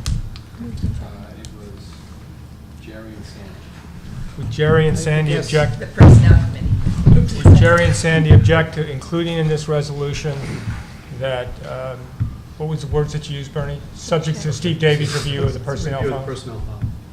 And if you Not can't sure get what the that personnel does, same files, thing. that's okay, right? It says go back and look at his reference one last time. That's really all it says. Doesn't say any action on it. Do you guys agree with that change? I'm not sure I do because I'm not sure what it actually does All right, or doesn't do. then you can make a motion and we can vote, I mean, if you want. That's almost, I'm not sure what it does. You can't hire a chief of police, who can you hire? It's pretty true. Look at Bernie Carrick. He was, Just a he's second, Rob. head of Hold Homeland on. Security. Hold on. Do you want to make a motion, Bernie, that we amend the motion and we can vote on that amendment? Yes, my amendment is to approve this as written, subject to review by Steve Davies of the personnel information. Can I get a second on that? Which has already taken place. I know, but can I get a second on that motion? I'll second it. Okay. We have a motion that has been, we had the original C3, it has been revised as suggested by Bernie, and we have that has been seconded. Do we have any discussion on Bernie's suggestion? Could I ask a question? What happens if the personnel file is not available? What happens if we find out from legal counsel that requesting the details of personnel file is not available, even if the person chooses to release it? I don't think that's what he asked for, though. He just wants Steve to I think get it look at is. the He references. used the specific words personnel file. Oh, I didn't hear that. I Yes. thought you said Okay. subject to. And so if none of that's available, what do you do?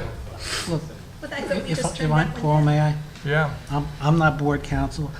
I think Rob is right that it certainly can be requested, but I think it also, the issue for this board is whether or not we want to direct Steve Davies to request it, because requesting it, as Sandy points out, does make some sort of statement that may have an impact on whether or not this person wants to accept the position.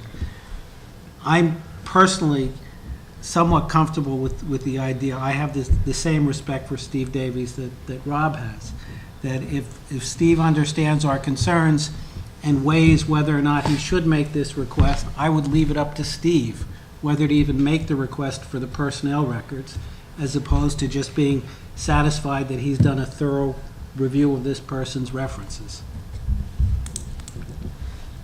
So what are you suggesting? Can I say one thing? Just a second, what are you suggesting? If you could hear me. I'd suggest that I vote down Bernie's motion to require the personnel files, and that we instead, I'd offer then a separate resolution that just asking that this hiring be subject to Steve Davies' judgment as to whether or not any additional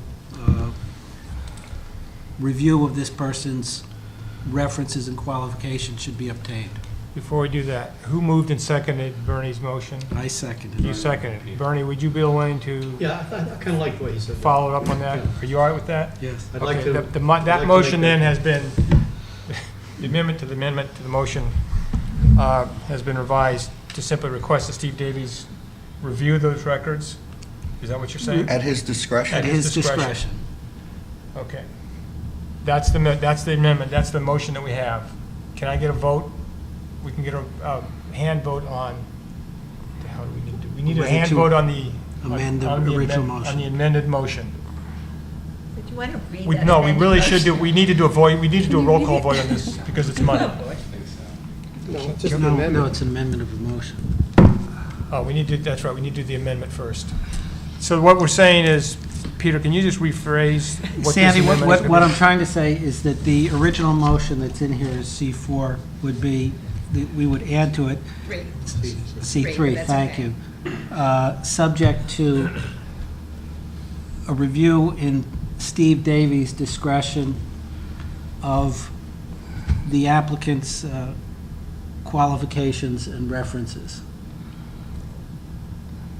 I think it's a redundancy because I'm It's sure. okay, we don't need a Steve comment, has that's, done that. did you, Okay. that's the clarification, okay? Okay. I'm sorry, I just want to move on to this one. Okay. So I need a hand vote on C3 amendment. All those in favor, please raise your hand. 1, 2, 3, 4, 5, 6, scene 6. All those opposed? 1, 2. Okay, the motion has been amended as indicated. Can I ask one other question? Now, you're going to ask a question on the amended, the motion as amended. It deals with C3 As amended. as amended. My question is this man going to be on a pension, and will he be on our salary guide as a full-time employee? And are we going to run into a situation at some point in the future that says he can no longer act as a regular employee? So I want to know if we're going to run into that Well, kind of situation. he's being hired here, he's going to be in the union, he's an aide, and he's going to make his contributions and be subject to the pension. Right, Tim? It's not comparable to anyone who's been in the union of the school system. Two Just so different unions. Hold You on, can't pay- stop. We got two questions. Tim, we asked Tim a question. Let's let him answer the question, okay? The only thing I have to really look at thoroughly is what pension system did he retire from?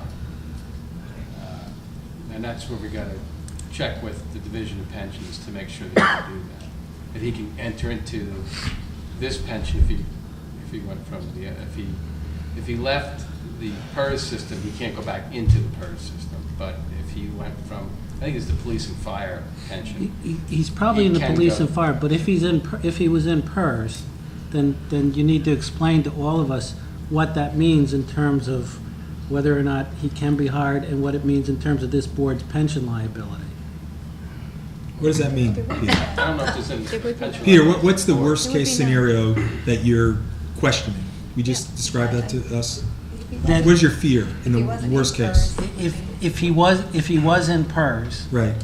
and Tim, tell us, if he was in PERS, what happens if we hire him now? Well, it's more of his It's his issue. We It's have not to- our He issue. retires, he gets his pension, and we pay him, but he's not in the pension system any longer. Right. I mean, If he he- can forfeit his own pension. I just don't want us in another situation Understood. where he doesn't unretire if he's required to, and as a result, there's a problem for us We down understand. the line. Well, we understand. It'll be thoroughly checked. His salary is 37. But then I plus propose maybe, benefits. if we don't have that information right now, that it might be premature. Maybe less, but he refuses the This is benefits, he something gets the that can be cash. easily resolved. So he makes It's 42 nothing. grand. I'm sorry, Tim, could you repeat what you said? I didn't hear you. It can be easily resolved. If this is not, you just have to take a look at his paperwork and then discuss it with the Division of Pensions, that's all. And what happens if you find out that there's an issue involved in this? Where do we go from there? Well, It's his problem, or you bring it back to us? with It's his discussion? issue, but what issue could, Yeah, but I'm just trying to think of what issue could there be? Tim, here's the issue, I think. Can we just get The issue, I think, would be, if the gentleman is getting a pension and retiring from the police force, X dollars a year, and he's being hired by us at Y dollars a year, if, to Pete's point, they make a determination that he can't be a full-time employee here and collect his pension, he says, oops, forget it, Watchung Hills, I don't want to jeopardize my pension, and leaves the job. We've hired someone, and then there's a vacancy Then we created still- immediately. Is Then we that- still have a vacancy. That's correct. That's right. There's no liability to us, it just becomes It's a liability to him. No, but right, it just becomes our problem and having to go through the process again. Can we, So maybe he could, maybe if in fact he's hired, maybe he could make a call, or he can answer that question. Yeah, and let me Can we go just ahead? suggest, ma'am, let me just suggest that at this position, at an aide salary, it's a different issue than the one we had faced before, so I would say, let's just go ahead and do it. anybody have any, I want, we've got this moved, amended, properly seconded. Can we get a roll call vote on this? Huh? We're voting on the amendment. Voting on As it was- C3 with the amendment. As it was read by Peter, which was to assure that Steve Davies would do a due diligence with regard to the personnel records. So the hand vote was... The hand vote was for the amendment, and it was a This is 6-2 to hand vote. vote. This is for the whole thing. The whole thing. And it's a roll call vote because it's 37,000 plus that we're actually voting on. Got it. Mr. Binder? Yes. Mr. Fallon? Yes. Mr. Calzarano? Yes. Mrs. Fecchio? Yes. Mr. Horowitz? Yes. Ms. Mandel? Yes. Mr. Pepe? Yes. Mr. Sun? Yes. Dr. Yaget? Yes. Dr. Seeley? Yes. Motion carries. I'd like to move C4, please. Can I get a second on C4? Second. No, I always second. We have a second. Any discussion on C4? I was confused by the sentence. Which one? About up to 4 hours or per diem. Did somebody explain to me what that means in terms of the workday? Mr. Peterson would have a $400 rate of pay per diem, which would be an 8-hour workday. However, if he worked a shorter day for whatever reason that was determined by us to be necessary, up to not exceeding 4 hours, he would receive $60 per hour of compensation. It's guaranteed 4 hours a day. If he works 4 hours, yes. That's the exit. Is that not in excess of 3 days? Well, the only question I had was, what did per diem mean? 8 hours, 9 hours? Per diem meant 8 hours. Because sometimes I know people have worked more than 8 hours a day here. Well, I mean, if he needs to be here for 9 hours, he's still going to get $400. And I'm pleased to say that Mr. Peterson is in the audience, waiting, I guess, patiently to hear about his appointment, and would certainly like to hopefully have it approved by the board, and I think he might want to say 1 or 2 words to the board. As he does that, as he comes up, I'd like you to know that my 4 sons went through school with Dave Peterson as the head of guidance, and I can only say wonderful things about Dave as guidance. I'm delighted that he's willing to even come back to us. Do you wish to say something? Before you speak, let us go through and carry out the vote, okay? Because you may want to throw something at us. You may want to throw something at us before, rather than Say something speak. different. Peter, do you have a question? I was wondering if I could ask Dave to address, just briefly, he's got a very impressive resume with respect to these guidance, but I know Dave's been busy with lots of other things in the last several years. So if he could just give us a sense of how much of some of these things on these 2 pages are things that he's been working on in the last 5 or 10 years, I'd find that helpful. Mr. Peterson, could I ask you to come to the podium so that your voice will be clearly recorded for all to hear? I don't happen to be carrying the green sheet that you're looking at, Peter. But basically, that's a summary of what I've been involved with in the 15 years since I've been retired. And I can identify individual things, I guess, with the approximate years that they were including. Does anybody have any particular specific question regarding these activities? This is a very general page, and it was made up, probably close to 10 years ago when I was first doing some independent consulting work. I achieved early retirement here, as a matter of fact, in order to do more speaking and writing and consulting in the college admissions field. And pretty much what you have here is a very general picture. More specifically, I don't know, Dr. Stromkin, whether you have given them anything out of the Vita that I shared with you. No, I have not. Okay. I felt this was sufficient. Okay, I'll wing it then briefly. Okay. Most recently, I have been an interim guidance counselor and a director consultant type of role at Ridge High School, which I did for 2 successive years. I think it was 01 and 02. Before then and during the late 1990s, I was hired by both the national and the regional offices of the College Board doing consulting work and a good deal of writing. I was the College Board's National Counselor on America Online before they had their own website established, and I worked on materials for their website when it was established around the year 2000, I think it was. Since then, I've been involved in a number of primarily writing opportunities. A monthly article on college admissions for a West Coast group of newspapers, and my own private practice, which is very minimal because my personal life is too busy to do that too much. So it's mostly been writing and speaking on the subject during the last few years. Thank you. Any other questions? If I could ask Dr. Stromsland, because I know that you know that many of us here at the board are very concerned about what we can do to improve the college admissions of our kids, but what I don't know is to what extent either you or the Personnel Committee have addressed that with the candidate, and whether he's shared with you or with the committee any of his thoughts, or whether he thinks he can develop a plan that addresses those issues here. Well, just remember, Peter, it's an interim position. So it's are only- we saying that No, I'm he's just- only I'm being just hired to saying- do scheduling, or what? I want to get a sense. No, I understand that, but just, it's, one of the things we did talk about that, because in the committee, we know of everybody's concern about guidance and the direction guidance is going in. And, the search so far has been, that we've talked about, been very difficult to find people at all to bring forward in terms of guidance. The one person that they brought forward that looked good, that didn't look good on paper, but interviewed well first time, didn't interview well the second time. We talked about that. We talked about strategies to try to find, broaden the search, bring the right candidate in. It's not out there right now.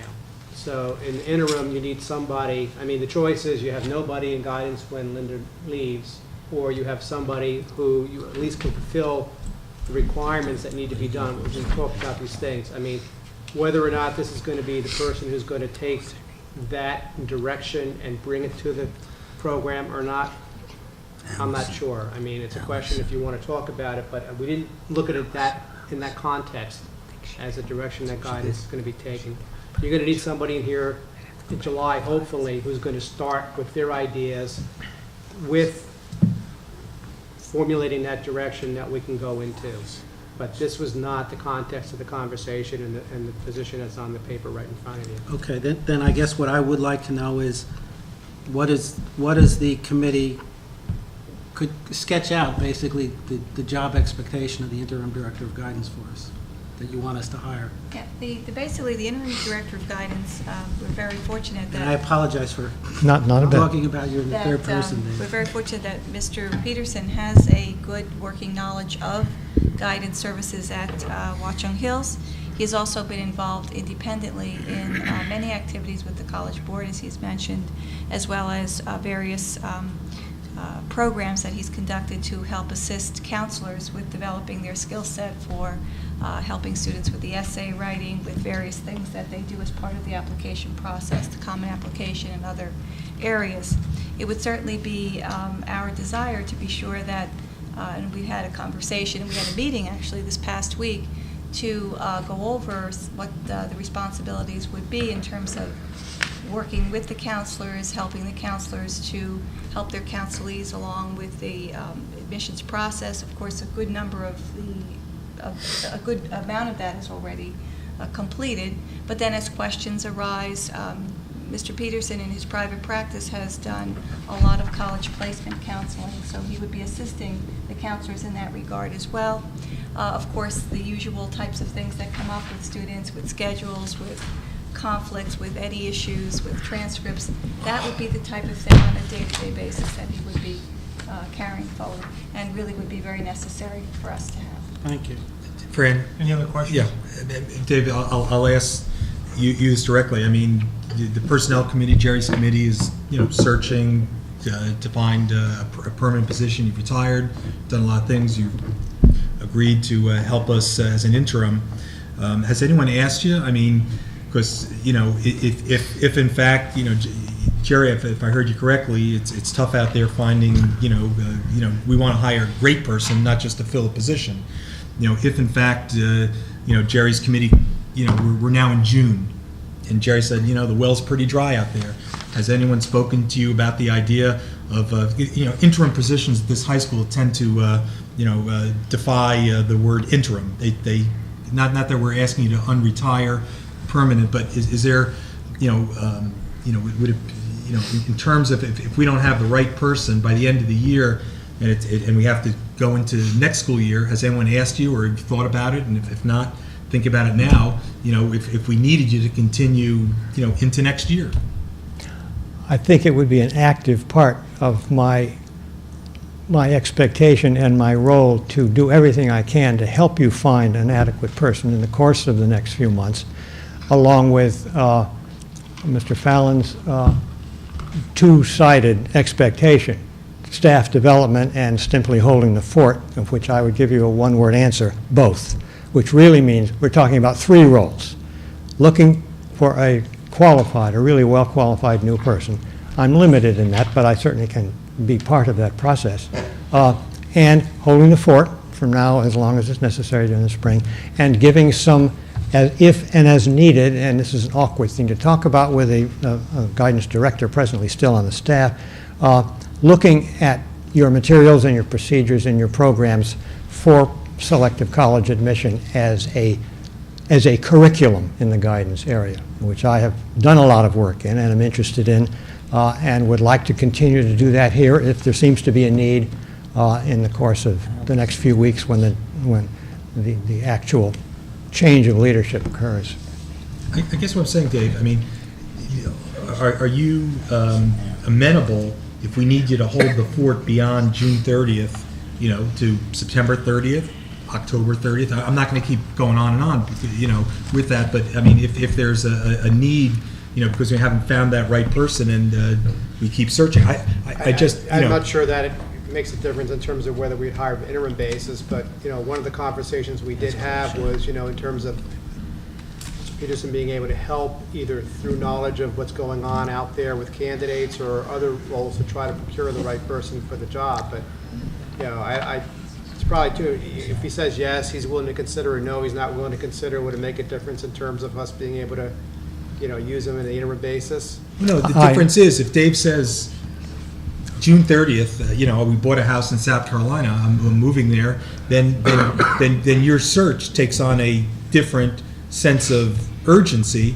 than if Dave says, listen, if you need me beyond June 30th for a couple of months, then. Instead of playing if Dave says, let Dave do the same. Dave, before you answer, I think really I think it's a good question, but I don't think it's a question that should be held in this forum right here. I think there's a lot of matters that he may not want to discuss. I'm perfectly willing to answer you directly, and the answer is no. I have other commitments in my life after June 30th. All right, so that's the answer. Can we get But I also feel that a lot of what your expectations are can be accomplished by June 30th. So I'm very much optimistic about the opportunity that this will not be the position you find yourself in at that time.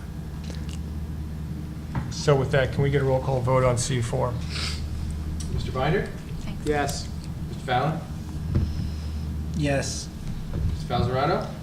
I'd like to preface my vote by saying, as a student here 50 years ago when the school opened, and I heard about you. Mr. Peterson was the director of guidance, and so I was a student here, later was a colleague, and I would say emphatically yes, I'm very happy and proud to be able to vote yes on your appointment. All right, thank you. Thank you, Peter. Mr. Spector? Yes. Mr. Horowitz? Yes. Mrs. Mandel? Yes. Mr. Pepe? I'd like to preface my vote as a former student here 30 years ago. Absolutely, absolutely yes. Mr. Sun? Yes. Dr. Yaget? I'd like to preface my yes by just saying that I'm hoping that you're not going to be a placeholder or an interim and just let the ship go in the same direction, that in the next 5 months, you'll be able to keep us on a path of changing this department from what I saw 6 years ago.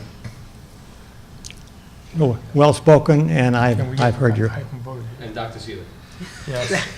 Now I'd like to Congratulations, move- you're now our interim. Now I'd like to move Yeah, we get- C2. No, I want to move on, okay? I just have a question for, all right, I'll ask Tim later. Can you ask him later? I'm just concerned that we know that we can hire and pay Dave, and it's not going to have a negative impact on the. We asked that. yeah, we've discussed that. We talked to him personnel. Go ahead. Sorry. Thank you. Now I'd like to move C2, which is the Do I have emergency a, vac. we have a move, C2's been moved, can we get a second on C2? That's the one that comes after. Looks like Dave wants to say something. Yeah, I'd just like to say Yes. thank you. And sorry. I haven't been flattered to be offered this opportunity. I would exercise all of my resources in performing in the ways that you have outlined tonight, because they're the same ways that I want to operate anyway.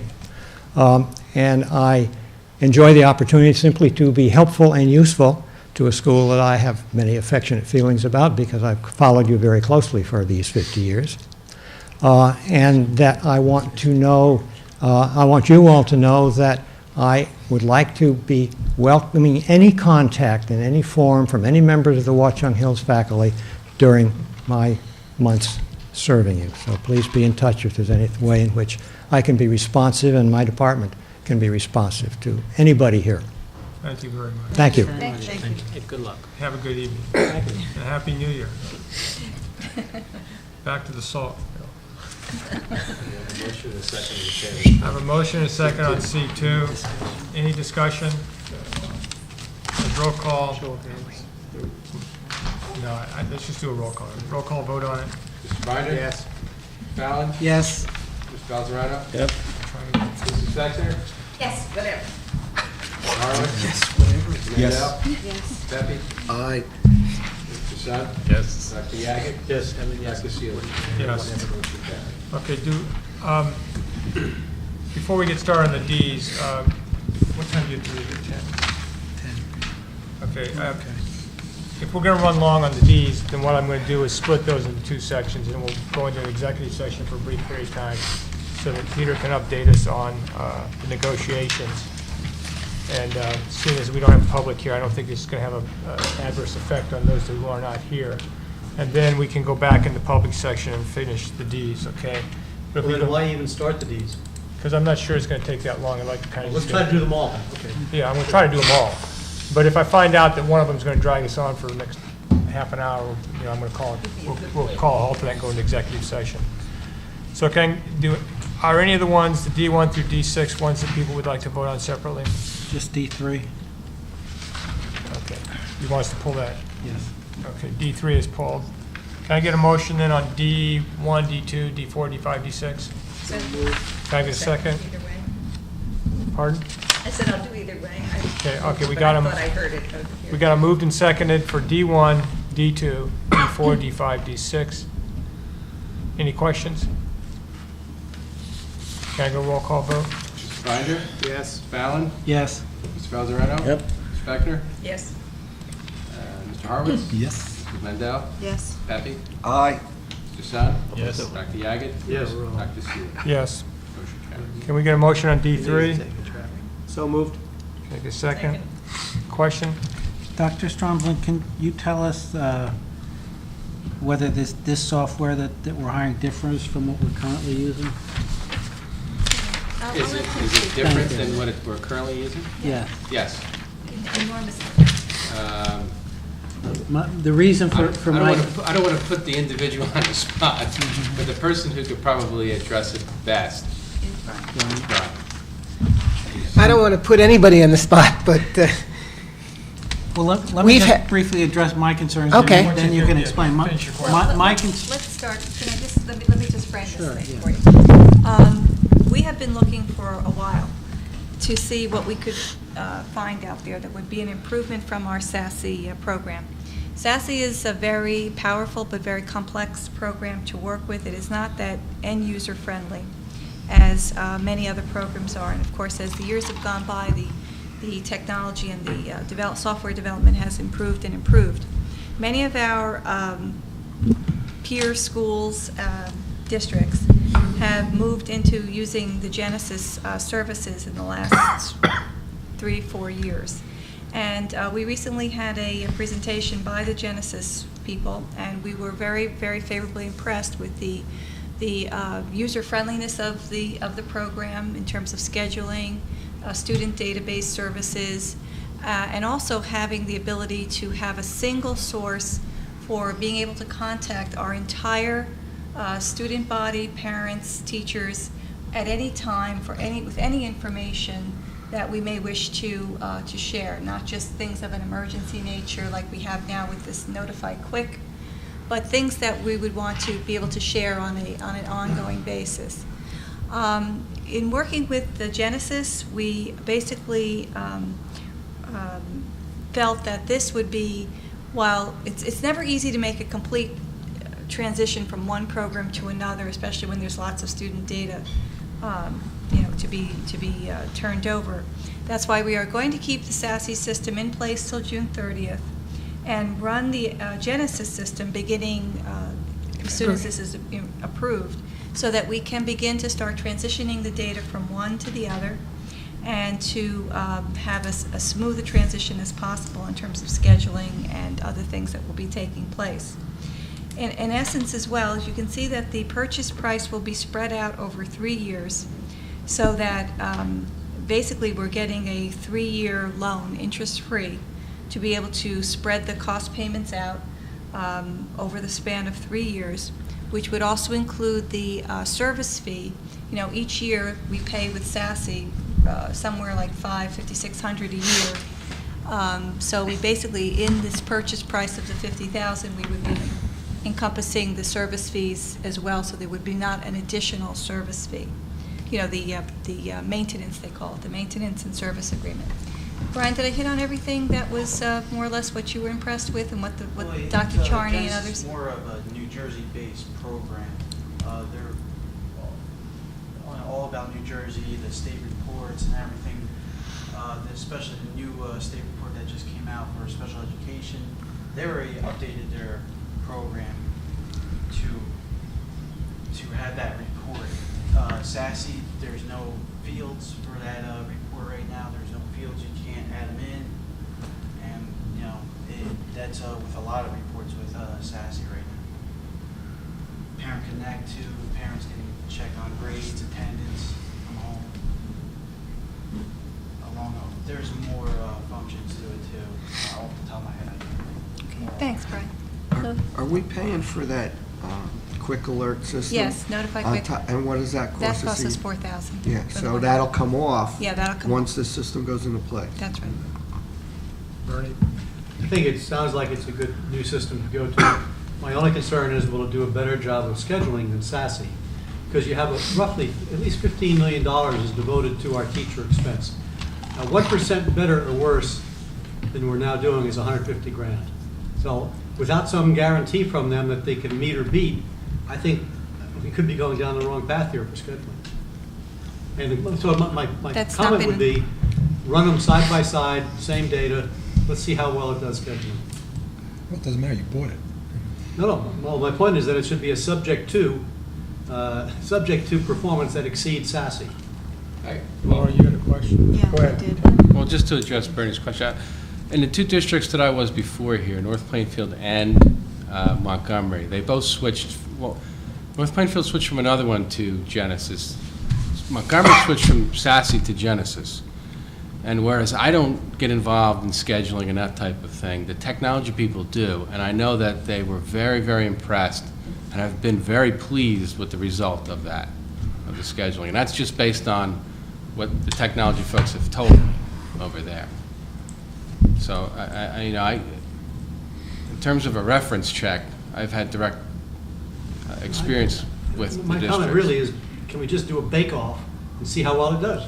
And if it doesn't do well at scheduling, then maybe you don't use this program for scheduling unless it can meet or beat SASE. That's my point. I think that's been our experience in contacting other districts that have But used this. we have our own set of students. Can they just do a test case for us? I'm not sure when you go into a rotating drop schedule, whether you have enough data to even be able to do that bake-off. Laura, did you have a Okay, question? I have two questions. My question is, where does the $17,000 come from for this year to put in? That's one question. And then my other question, probably is more towards Brian, is does this relate to Integrate Pro in any way or replace those functions? Integrate Pro will be no longer. It has integrated gradebook within it. It's a web-based program. Everything's within Genesis.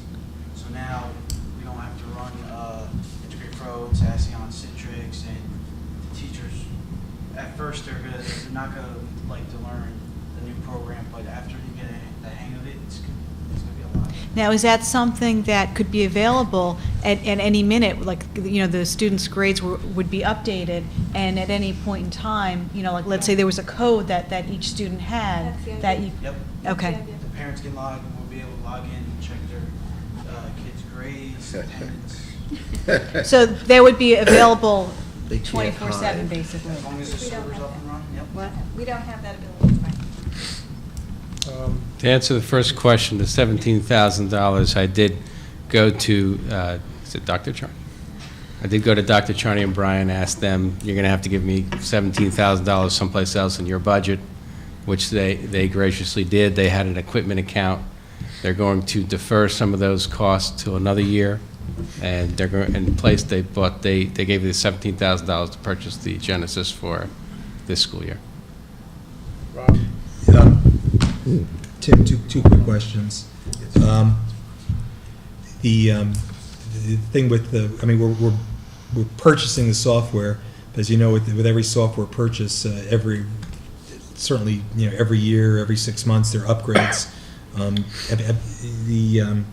You know, it seems to me, have you looked at the contract with respect to provision that upgrades, enhancements, improvements of the software will be included in the purchase price? It's a 1 year, they have a 1 year maintenance agreement. It's a different question. No cost. Different question.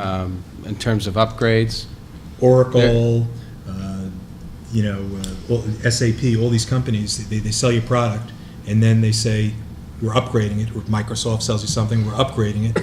And so next year, there's an upgraded version, an enhancement with the academic history.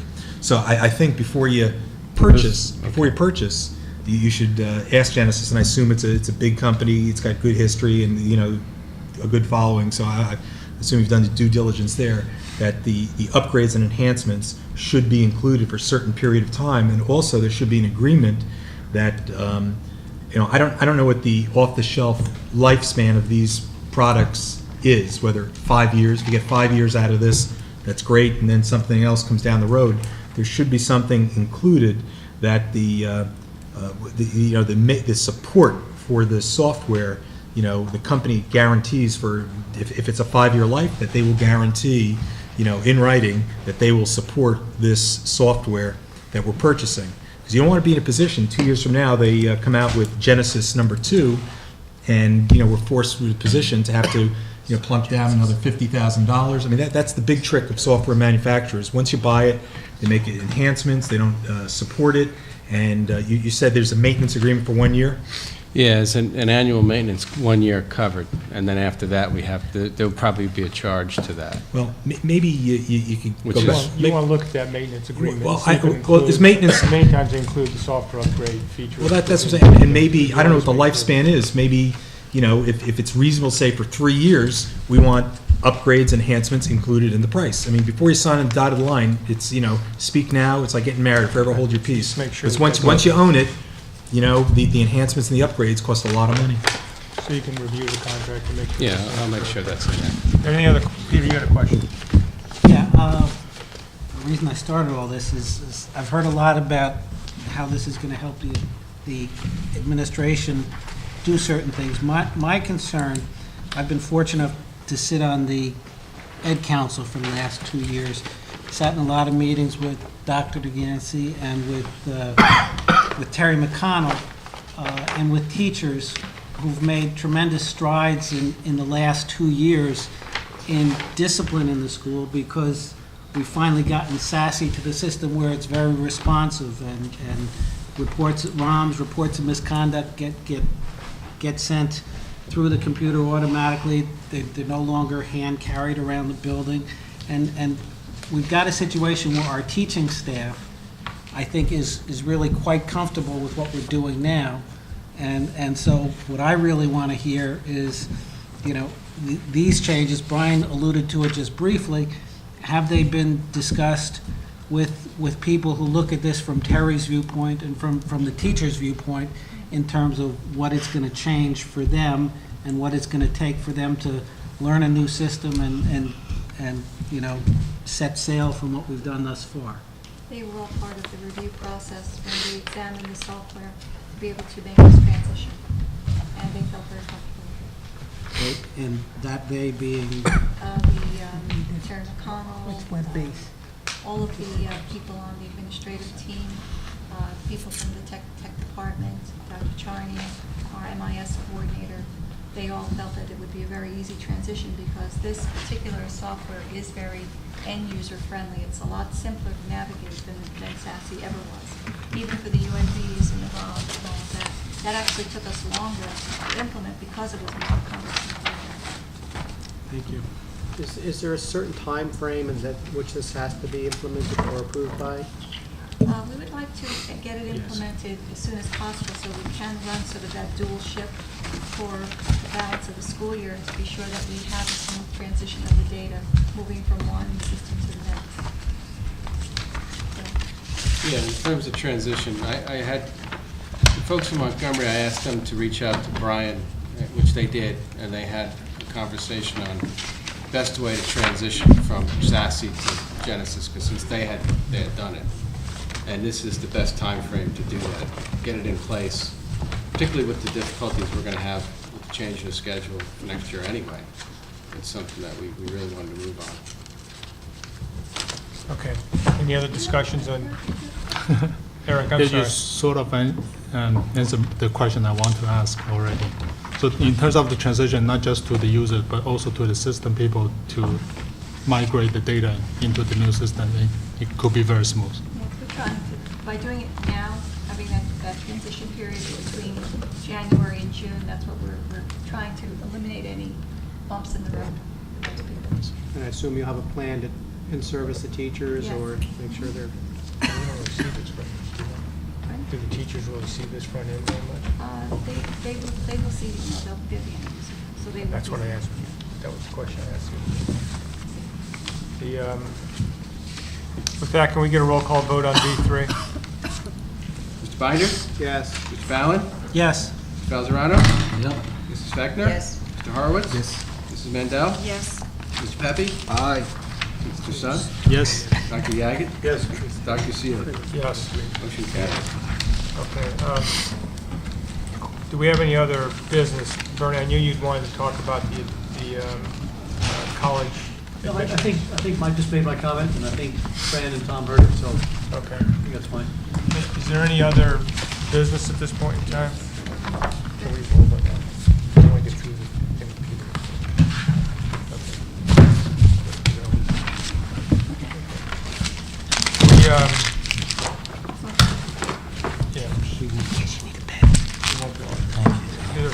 There's there is a second opportunity for public to speak. There's no public, so with that, we'll move on. Can I get a motion to move into executive session in accordance with New Jersey's Open Public Meeting Act, at which action may You're be gonna check on Allison? regarding matters of attorney-client privilege.